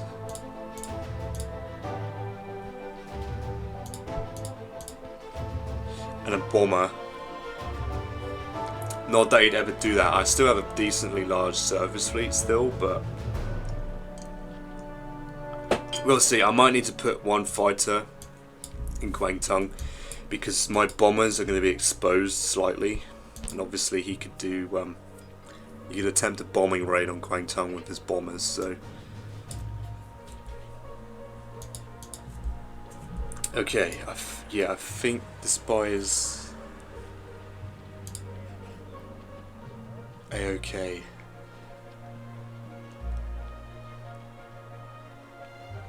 I think I'm happy with a 70% worst case scenario. I think that's fine, and next round with Japan I'm probably going to step back into 60 so I could deploy more fighters. Maybe a ship, we'll see.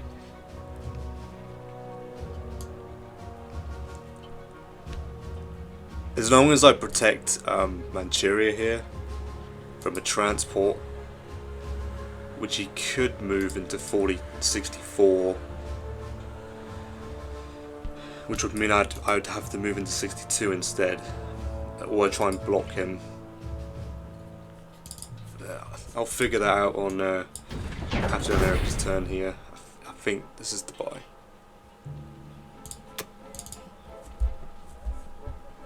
Attacks, I'm going to blitz this dude across. So take Vlogda here.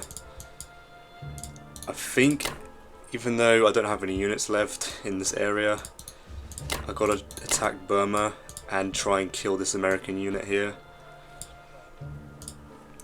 1, 2, 3, 4, 5. And this bomber can go 1, 2, 3, 4, 5, 6. Yeah, I shouldn't need to defend that too much. I'm going to have these 2 transports pick these 3 guys up and drop them off into Yunnan. So I actually have some units in China, in an effective area, so.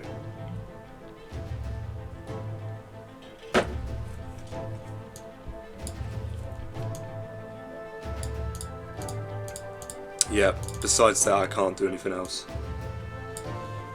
Except plan what I'm actually going to do with the Navy here. 1, 2, 3.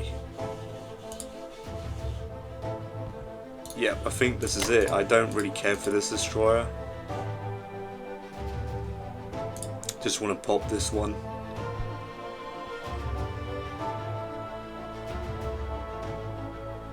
Yeah. I'm not fussed if he holds Iwo Jima, because at the end of the day I should be able to take it back. Unless he blocks, which if he blocks me then he guaranteed this bomber and this bomber attacking C-Zone 60 here. It's only 2 bombers, I might be able to withstand that. Just buying a carrier, 2 fighters is very, very strong, so, and I need more fighters anyway, so.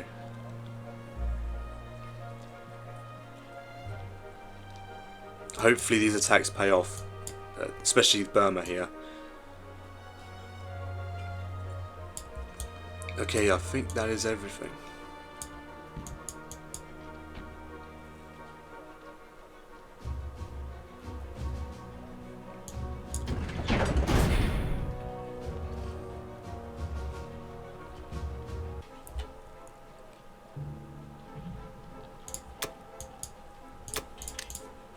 Alright, good luck to Japan here.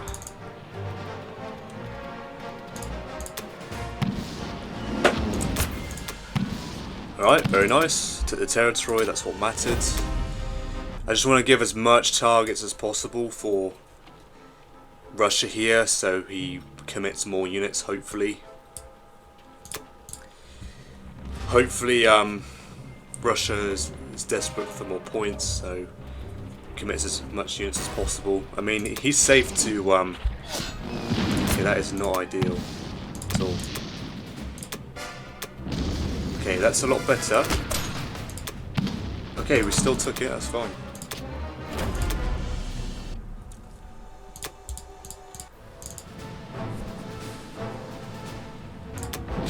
Alright, very nice. Very, very nice.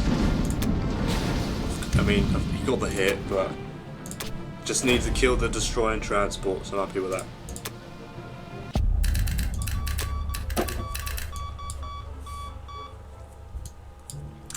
I suppose he could technically attack 61 with a destroyer, 4 fighters and a bomber.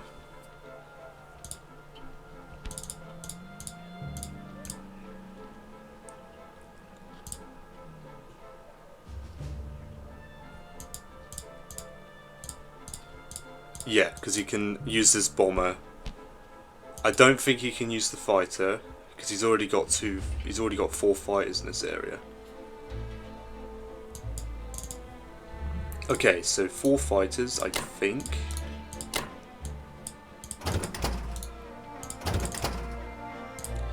Stick all my bombers into Kwangtung here. Move this guy down. If Russia wants to hit it, that's fine. Like I said, it's more units away from hitting Caucasus, so it does not bother me. If he wants to try and screw up with, Japan again.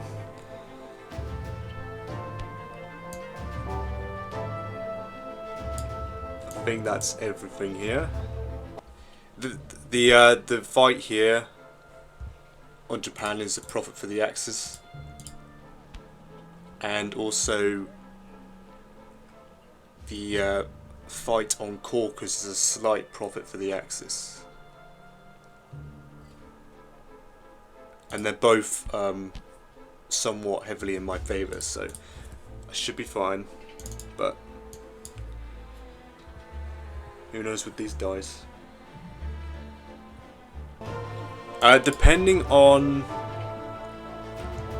I'll check on Germany's turn to see if I need these 2 infantry, the infantry and tank. If I don't, I'm going to actually take the transport and save the tank and the infantry, and then these guys can make their way the long way around. Okay, this should be fine.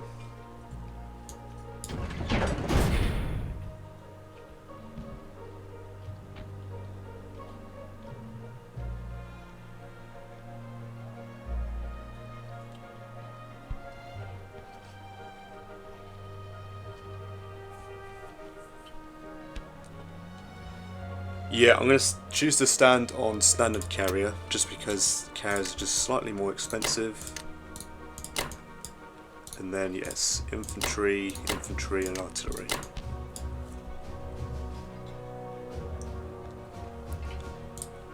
And yes, the bombers are definitely dying after, yes, because I do want to protect them. Okay, looks pretty good.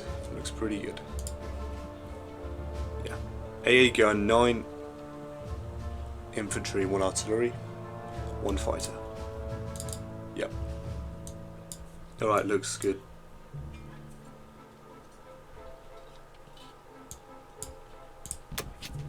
Okay. Very nice, got it back up to 44. If I can maintain that, then I can keep up with America and still help Germany a little bit.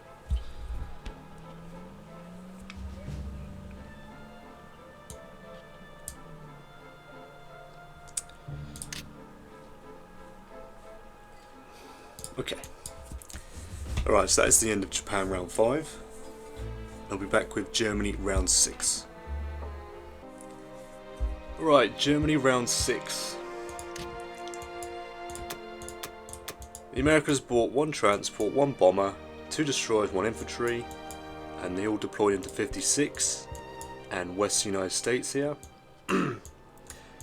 Now, I'm a bit frustrated because not because he took Wake, he didn't lose any units here, but the fact that he took Morocco. Bearing in mind, I had an artillery, an infantry and a tank, okay? He engaged with an infantry, an artillery and a cruiser bombard, right? So, for me to not get a single hit back is insane already. But for him to win flawlessly, outnumbered, basically, he had a 16% chance to take Morocco. Now, I don't know what's going on, but I would never take a battle like that. To me, it seems like a waste of units considering they're already cornered by the British here. So I don't know why, from the Allies' perspective, why I would launch these units here. Because from the way I see it, they're just going to die because I don't understand. Like, why would you waste the American material here? Because the UK is right here to obliterate it on their turn anyway. So, for him to not take a single loss, bearing in mind he only has a 16% chance to conquer Morocco, it is a 4.7 chance to take without losing anything. I don't know what gets people to take these. It doesn't look attractive anyway to take. Even without the calculation. I only calculate it because it's ridiculous. You know, no hits. I assumed he must have got the cruiser hit and then 2 hits from the infantry. And then I missed every hit. Absolutely ridiculous. But anyway, I was hoping to have the option to save them. Not that I'm going to, because I'm going to go stack Caucasus anyway. And he's moved his... Yes, anyway, he's moved his fleet to 52 here. He's threatening to take Philippines, which I'm not bothered about. He's still got a little bit of pressure on Japan, but I'm not bothered. I'm just gonna ignore this a little bit with Japan. I think I can start getting Japan in the right gear to start helping Germany now. So right, so the Russians, on the other hand, 2 artilleries, 4 infantry. They took Novo with a tank blitz. They took Kazakh, lost 1 infantry. Took Vologda, lost 1 infantry. No units lost in West Russia, and he lost an infantry in Archangel. So I'm very happy with that. It's 3 infantry down. I'm going to be killing another 3 here, and I might have Japan kill Kazakh here as well.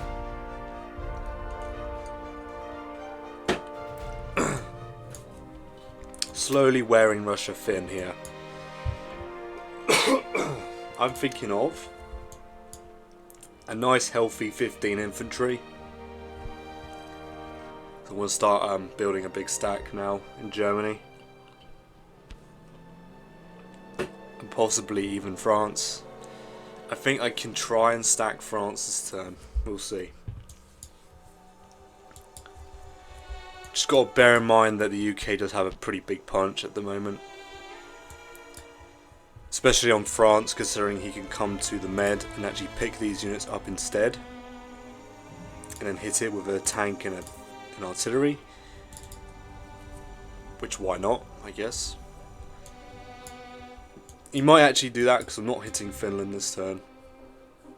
It's either that or he's just going to send them back to India. And he might go for Karelia here, but I'm pretty confident I can get that pretty beefed up to the point where he can't hit it. So if he gets 2 hits here, so I can get 9 infantry, an AA gun, 2 artilleries, and 13 tanks, and I can get it to an 87% chance to hold, just with the Germans. So I'm pretty happy with that. If I'm desperate, I don't need the Japanese fighters anymore. But I think I will send this one still. I'll decide on Japan's turn. Japan has a bit of luxury now, because Japan's nice and beefed up, and I can actually move my navy around a bit.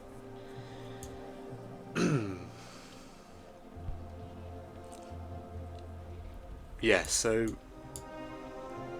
yeah, I think I'm going to try and stack France, and I'm going to stack Caucasus here. I'll try to, I'll see. I might try and just take it. Because the Americans are here as well. Yes, thinking about that, I might just... So yeah, I'm aware that the Russians actually have a sub 3 fighters on this battleship. If he wants to attack it with Russia, fine. I feel like Russia's planes are better suited attacking ground targets instead, but if he wants to do it, he can go ahead. I'm going to be attacking West Russia here. I need 3 fighters here.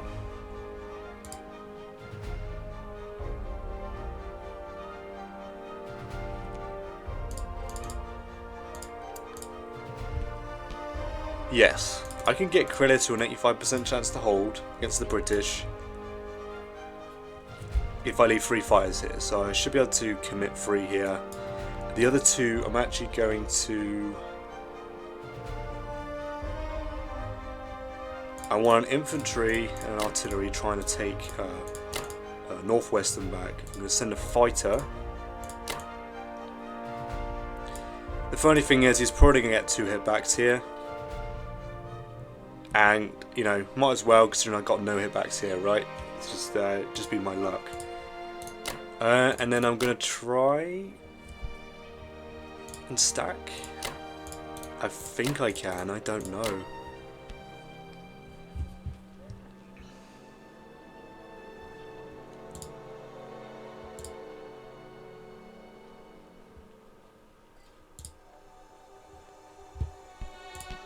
Worst case scenario here, he gets 4 hits.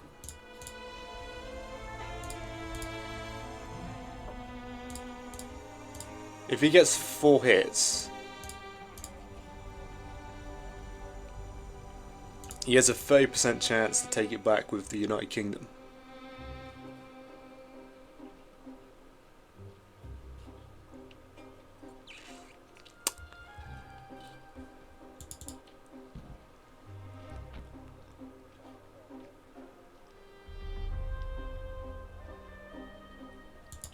That's with him coming down to the med, picking up the tank and the artillery. Because that's the most attack power the British can get. I don't know. But it's a bit... I kind of want to stack it because there's 4 infantry here. I want to make sure it dies in 1 round.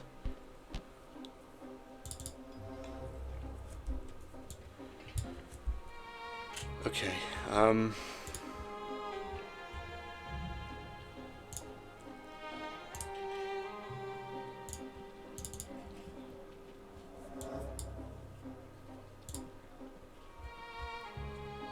What do I need? I need 1, 2, 3, 4. I need a fighter in Italy.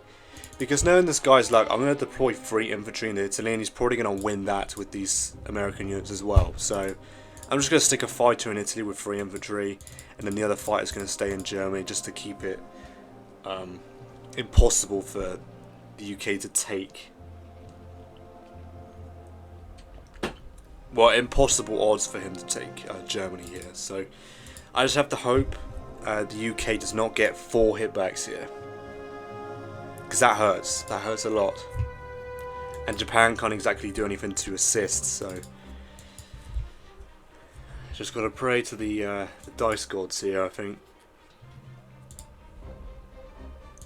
That every fight here is successful.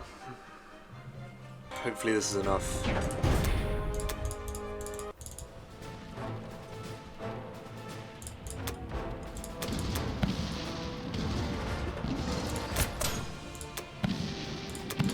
Alright, he gets 1 hit, so I'm fine with that.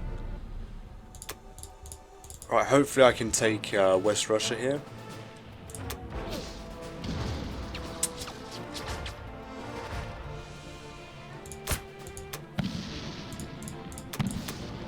Right, can I please? There we go. At least I took the territory, man. What disappointing for...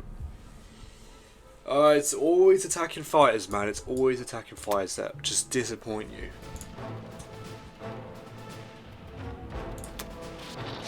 That is just...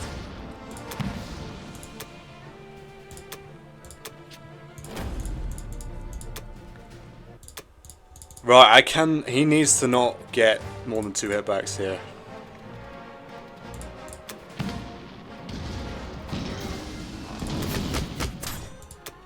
Incredible. Wow, what a round for the UK. What a round.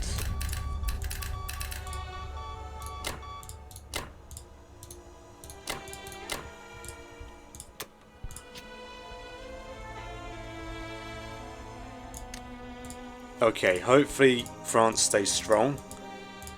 That is ridiculous. I mean, I was considering sending an extra bomber here, but let's be honest, that bomber probably would have missed anyway. That is insane. Okay, well, this is the end of Germany's moves here, I'm pretty sure. Yep. I'm going to make it impossible for the Americans to take Italy here. Because he just had impossible odds and still won. So let's not... He might be having a good day, so... Who knows, he might wipe out France with no losses. Let's see.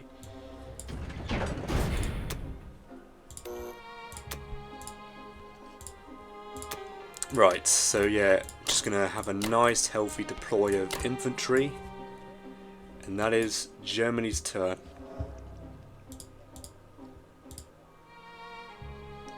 Yep. Well, that complicates things. Let's see, he has 11, since these infantry did not even take an ounce of damage, he has an 11% chance to take Germany.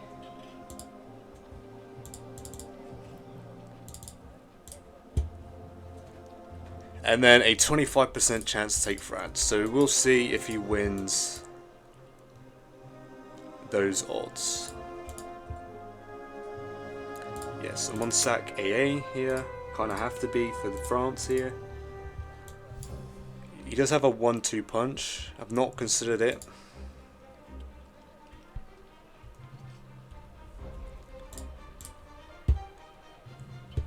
On average. Ooh, okay. On average, I have. Hope I get luckier than that. Infantry, artillery, 2 tanks left. After the UK, because this is ridiculous, man. And then the US could follow up with 4 infantry and artillery and a cruiser bombard. I may have messed up here, but I can't account for the outcome here, so hopefully I get lucky here and he takes heavy losses instead. It would suck to lose the 2 tanks, but it's fine if he takes it. I have my planes available to retake it back, so hopefully he goes for Germany. But I think this guy knows what he's doing, so he's probably not going to make that mistake. He might take his odds on France here. So I'm going to have an infantry and artillery 2 tanks left. The Americans are going to hit with 4-1. Well, considering the Americans' record right now, he has with a 1-2 punch on France, he has a 50% chance with the Americans. Well, hopefully I win that coin flip then. Okay, that is the end of Germany round 6. We'll be back with Japan round 6.